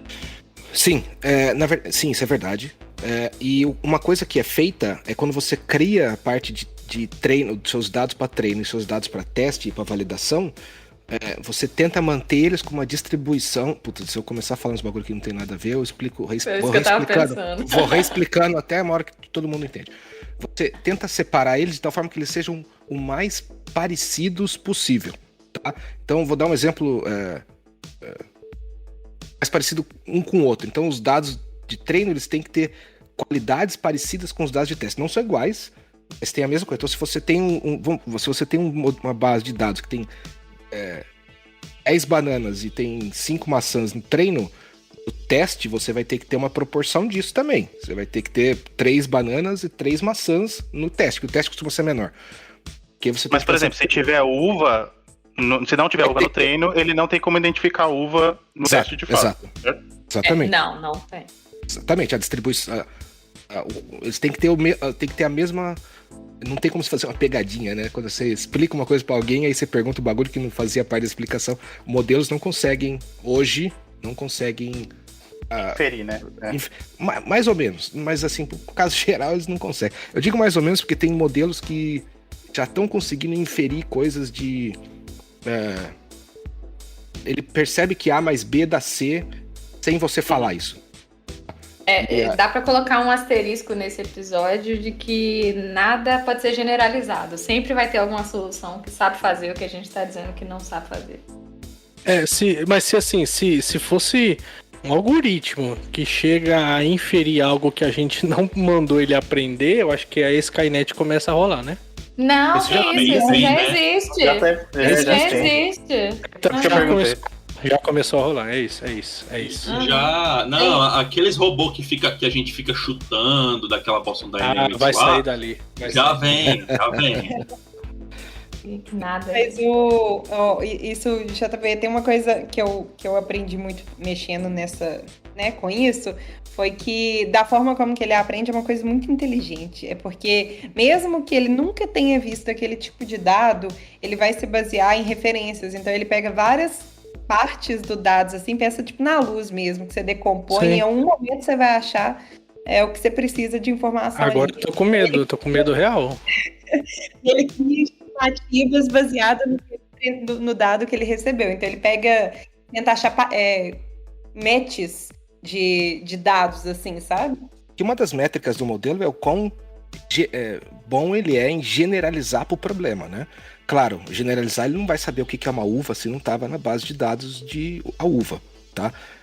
Mas existem situações onde o modelo consegue aprender uma coisa que você efetivamente não ensinou diretamente para ele. Ele aprendeu tabela. Então tem um exemplo clássico que é aqui em tradução, onde o que a máquina fez não é que ela aprendeu a traduzir de A para B, ela aprendeu a traduzir e depois de A para C. Ela aprendeu a traduzir de A para uma linguagem dela, qualquer X, e dessa linguagem X ela consegue ir para B, para C, para D. Então isso é uma coisa que acontece e é a parte de você generalizar e entender a máquina entender mais ou menos o domínio onde você está treinando ela.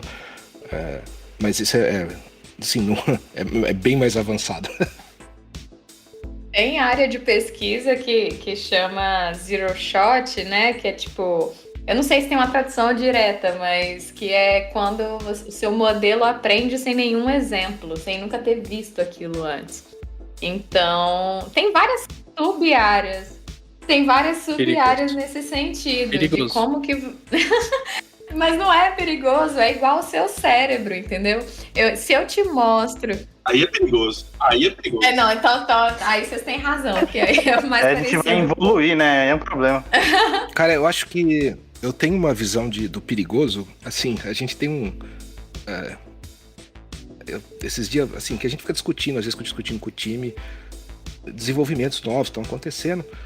E aí, às vezes, começa uma discussão que você fala, cara, as pessoas nem se ligaram do que o problema... Esse problema nem tá no radar das pessoas ainda, de machine learning, porque o pessoal tá preocupado do computador... Skynet é o nosso grande inimigo, digamos assim. Cara, o Skynet, ele não é o problema. O problema é quem controla o Skynet, né? Porque é isso que vai acontecer em algum momento.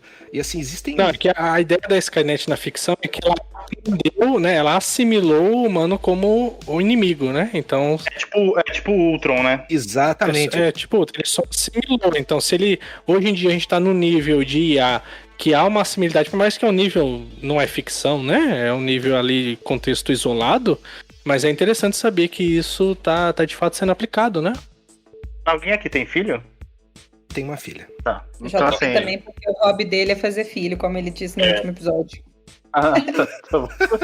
Recompensa. Não, eu tô falando isso porque, assim, esse problema da inferência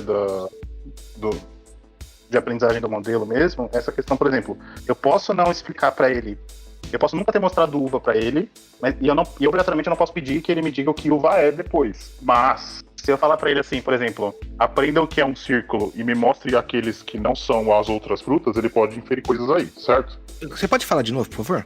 Você ensina o que é o círculo? eu ensino pra ele que coisas redondas existem, certo? Sim. E aí eu falo assim, ó, existem coisas redondas que são maçãs, existem coisas redondas que são bananas, que são mangas, por exemplo, certo? E aí eu falo pra ele assim, ó, olha, tem que ter, pra ser maçã tem que ser redondo e vermelho, pra ser manga tem que ser redondo e laranja, por exemplo, ó, amarelado.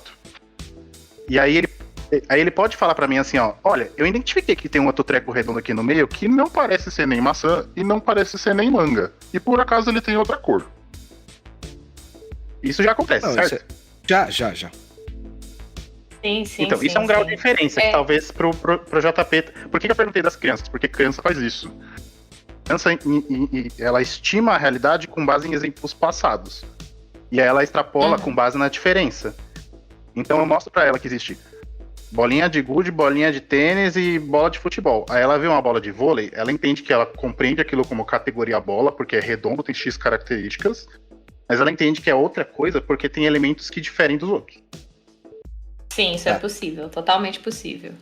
Então esse Skynet ainda é um nenê?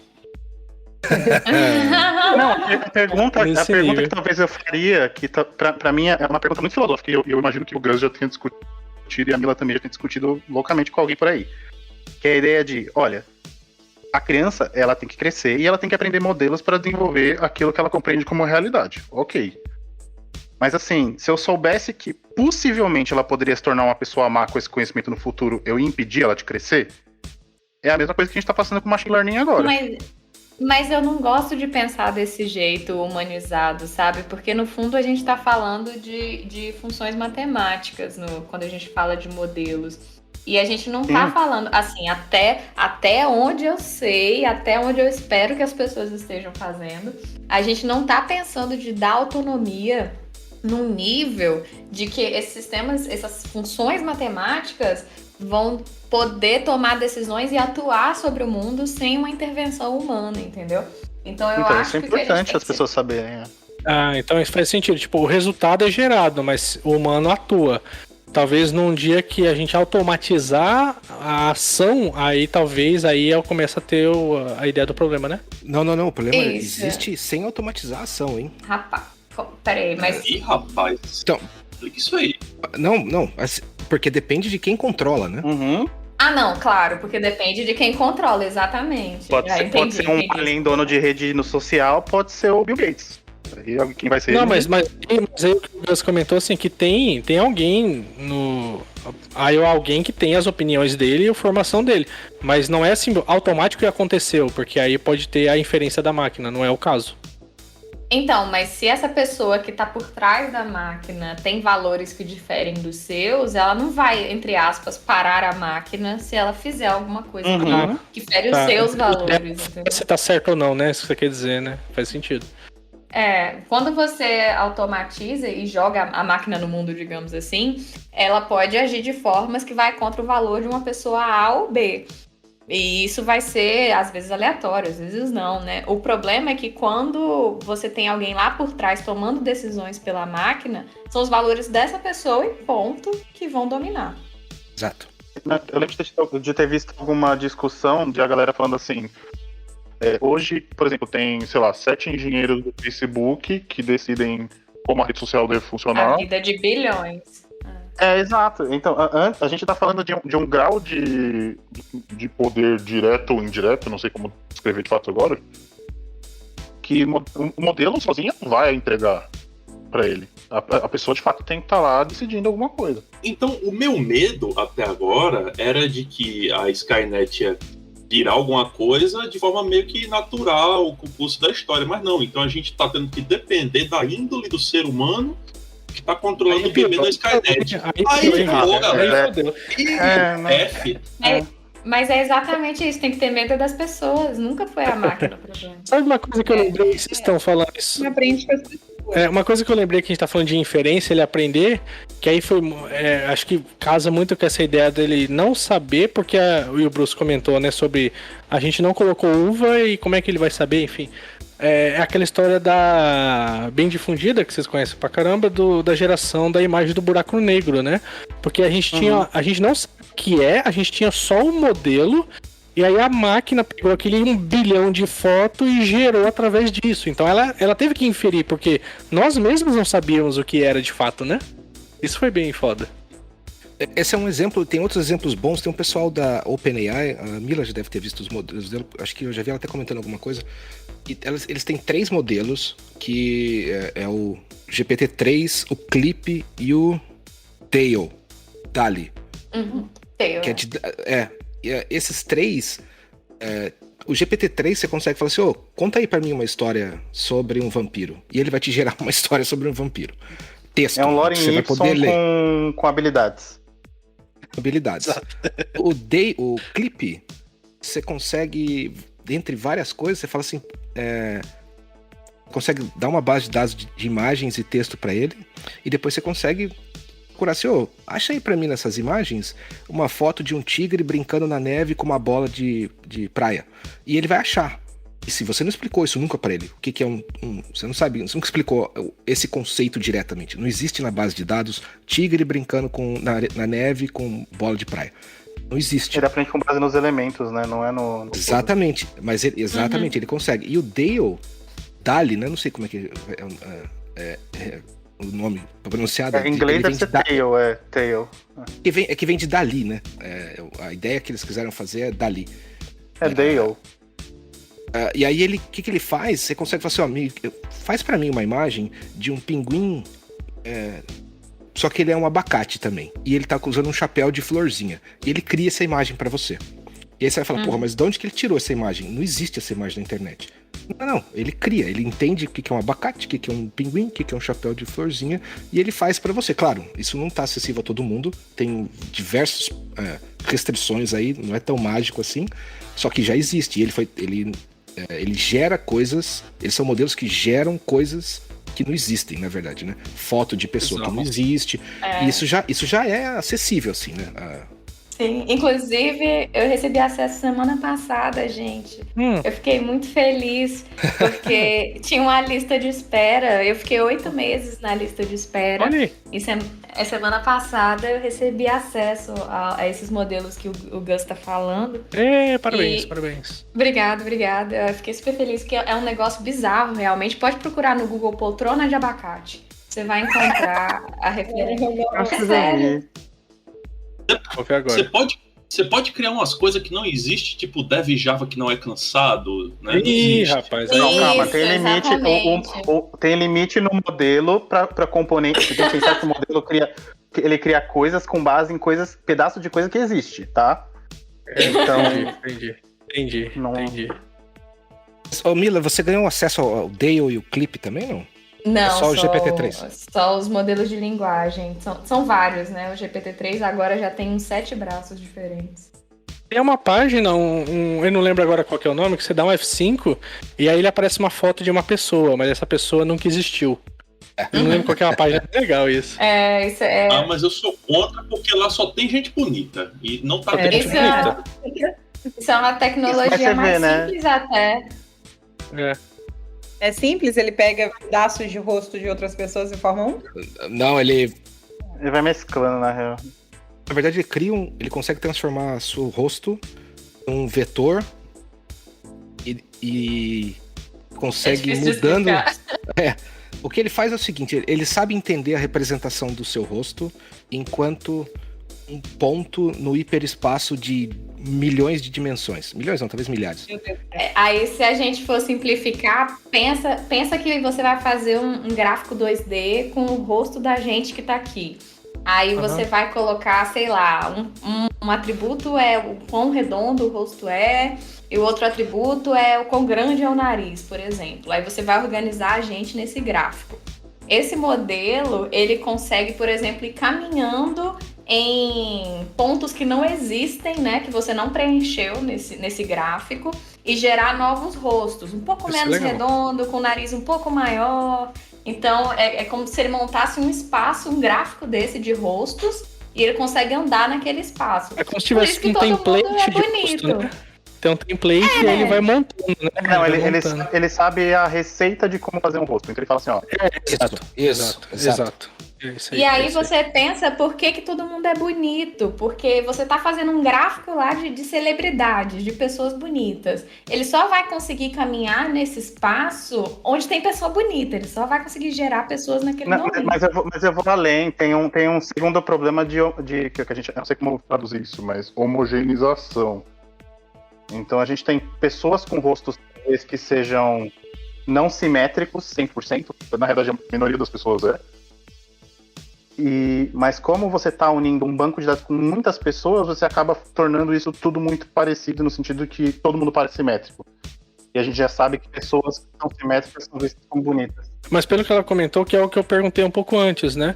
Não é só a base, é o algoritmo tá navegando nesse template, nessa receita. Então é o algoritmo que tá gerando coisas bonitas, né? Então, é que eu comentei mais cedo que o algoritmo muda alguma coisa ou ele já é confiável? Não, nesse caso, o algoritmo está gerando rostos bonitos, né? Não é a base. Não é isso ou não? Não, então, mas o template, você tem que pensar assim, se eu juntar todo mundo que existe, os rostos, vamos colocar assim, a medida que eu vou obter final, eu não sei nem como definir essa medida agora de forma simples, mas essa medida final, ela é uma medida que ela já foi... vamos pensar em narina. Tem narina esquerda e narina direita, certo? Uhum. Então, essas narinas, elas vão variar entre as pessoas. Elas com certeza não são simétricas na maior parte das pessoas. Mas quando eu junto essa medida arbitrária de como uma narina é em todo mundo, ela fica relativamente simétrica. Padronização, né? Padronização que você falou. Isso. Então é aquela coisa. Se eu juntar 1 milhão... Ele vai zoar todo padrão, né, Vitor? Só joga o seu lá. Então, eu sempre fui uma pessoa que eu recebi muito bullying quando eu era criança por ter cabeça grande. Minha mãe faz bullying com o tamanho da minha cabeça. Então, o atributo do tamanho da minha cabeça, ele dá overflow? Ele tem essa possibilidade? Não, mas digamos que se um dos atributos é tamanho de cabeça, você estaria num extremo lá. E aí, eu não tô zoando ele. A minha cabeça vai causar um viés no dado. É isso, você tá me dizendo. Eu fico feliz que se for olhar o tamanho do meu nariz, eu tô feita, porque vai cair grotesco. A minha cabeça vai causar um viés no dado, tô entendendo. Beleza. Como esse modelo tá andando nesse espaço, ele raramente vai chegar em você, sabe? Porque você tá muito longe. Então é por isso que acontece, das vezes, ele só gerar gente branca, por exemplo, porque nas bases tem poucas pessoas negras. Então elas vão estar mais distantes do volume concentrado, da densidade, né, de faces ali. E aí, quando o modelo for andar nesse espaço, ele raramente vai chegar nas pessoas que estão em menor quantidade nos dados, sabe? Aliás, essa é a mesma tecnologia que permite que você faça um vídeo, sei lá, do Obama falando um absurdo. Exato. Sim. É a mesma tecnologia e que assim, talvez hoje seja mais perigoso que o Skynet. Olha aí. O papo tá muito bom, mas a gente já tá batendo quase 2 horas de podcast e o editor vai ter muito trabalho. Então, vou pegar um último tema pra gente fechar. Depois vou abrir pra vocês falarem um pouquinho do trabalho de vocês e se divulgarem. Mas esse último tema que eu quero é saber de vocês o que vocês esperam pro futuro. O futuro da tecnologia. O que vocês imaginam que a gente vai chegar em 20 anos? Uma tecnologia mais justa, é só isso que eu espero, assim, que aos poucos a gente comece a atribuir bons valores, né, uma boa ética, né, nesses modelos, e eu acho que é só isso, a gente pode estar do mesmo jeito que a gente está hoje, contanto que a gente esteja um pouco mais justo, eu já vou estar feliz. Ah não, hoje tá ruim, tinha que melhorar um pouquinho, na minha opinião. Não, então... Cara, uma coisa que eu quero fazer, que eu tô... Na verdade, é uma das coisas que eu tô tentando trabalhar para que dê certo. Eu quero ajudar a criar modelos que preveem flutuações de humor das pessoas e façam sugestões úteis. Então, Você quer automatizar o trabalho do psicólogo, é isso? Aí tô vendo. Não, talvez, se me der dinheiro, mas não. Não, mas a ideia é que, por exemplo, tem muita. Eu tô pensando no clínico no geral, assim, como tipo, fisioterapeuta, nutricionista, sei lá o que for. Muito do nosso trabalho, a gente perde qualidade no dia a dia justamente porque a gente não tá o tempo todo com o cara. Então, assim, a gente meio que depende de 1 hora de atendimento, 15 minutos, ou às vezes menos. Então, assim, a ideia de ter uma medida que eu possa acompanhar tempo real e em algum grau prever essa flutuação no tempo, ajudaria muito a gente a fazer acompanhamento clínico e, inclusive, evitar vários problemas de saúde a longo prazo, né? Isso é legal. Eu acho que o machine learning vai caminhar para isso aí. Bruce, mas são dicas úteis, né? Então não vale aquele amigo inútil que você tem que fala que você fala que você tá triste. Não é dica de coach, não. É dica séria, que isso. Não é aquela dica, eu tô triste, fica feliz. Não tô falando para você fazer proteção do super-homem. Longe de mim. Entendi. E você, Gus? Eu acho que uma coisa que vai acontecer é que, da mesma forma que hoje a gente consegue utilizar, sei lá, uma biblioteca para fazer CRUD, ou um banco de dados, ou, sei lá, qualquer outra dessas ferramentas de desenvolvimento que a gente tem hoje, eu acho que o machine learning vai no mesmo patamar de facilidade, você fazer diversas coisas. Assim, e quando isso começar a ficar cada vez mais acessível, democrático, digamos assim, para todos os desenvolvedores, vão começar a aparecer novos tipos de aplicações e de ferramentas para as outras profissões que talvez consigam trazer os avanços necessários que a gente precisa. Então, eu acho que nos próximos... Aqui 10 anos é muito tempo, tá? Mas se a gente conseguir continuar nesse trabalho de democratização, de melhoria do entendimento, tal como a Mila falou, né, uma coisa mais ética, digamos assim, eu acho que tem bastante espaço para melhoria de vida geral, né, de todo mundo. Eu imaginava que um dia fosse ter carro que se dirigir sozinho, mas eu desisti dessa ideia.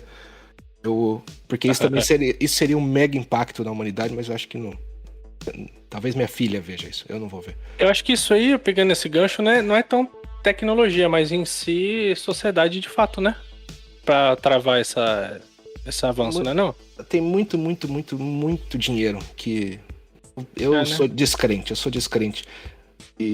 mas seria uma coisa legal, né? Eu espero que E aquele carro da Tesla que atropelou o robô da Boston?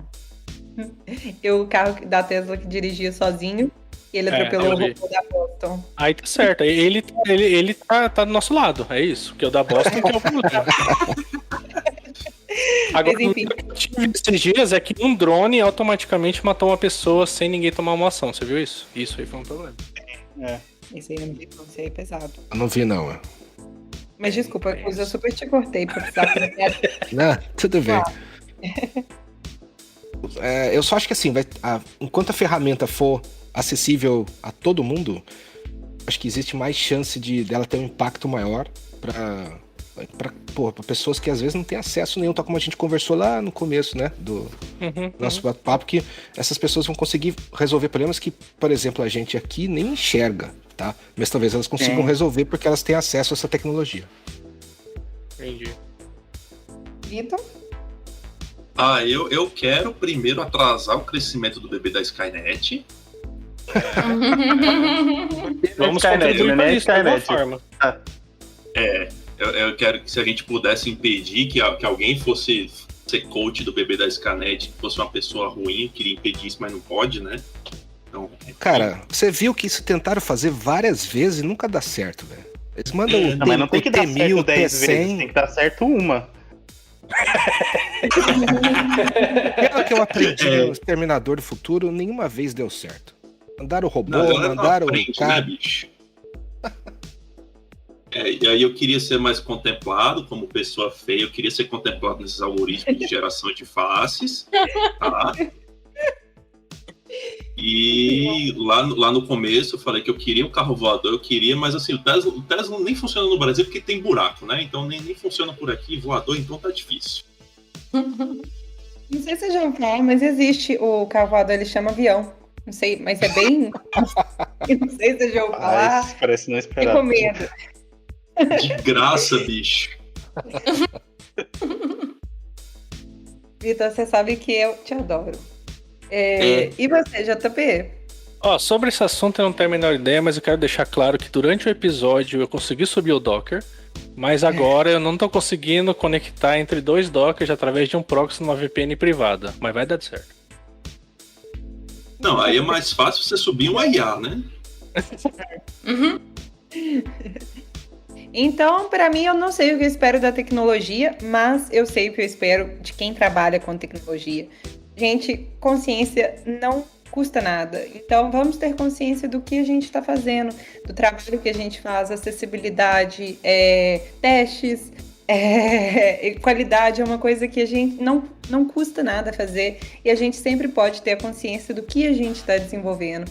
Então, meu conselho é, independente da tecnologia que você trabalha, como a gente disse lá no início, ela vai impactar a vida de alguém. Então, vamos ter consciência que a gente está fazendo tecnologia em prol da humanidade e que a gente quer entregar uma qualidade com isso. Então, é ter a consciência mesmo, ter acessibilidade, tentar pensar em formas da tecnologia que você faz ser acessível para todas as pessoas que vão usar. E é isso aí.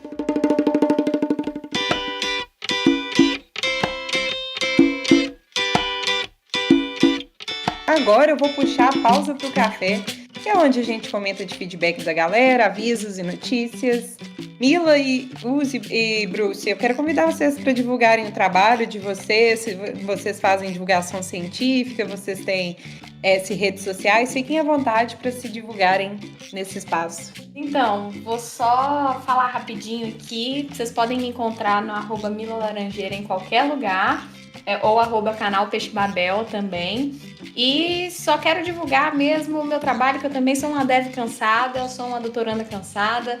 Então sigam lá para mais reclamações de pesquisadores cansados. Vocês podem me encontrar em todas as redes sociais falando bobagem. Eu não tenho compromisso nenhum com profissionalismo, porque isso eu já gasto no meu dia a dia de trabalho. Mas é tudo Bruce e eu mesmo. É só caçar que você me acha. Não é como se tivesse 5 Bruces também pra procurar.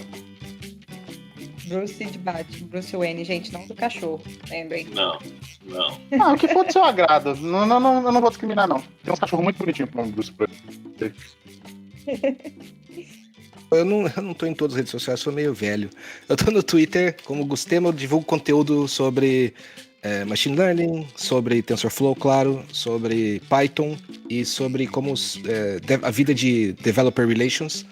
Então, se quiser, segue lá, eu tô sempre postando esse conteúdo. Espero que seja sempre útil. E tô cara, sempre que tiver alguma dúvida nessa área, pode aparecer lá, mandar uma pergunta. Tô sempre aí para tentar ajudar. É isso.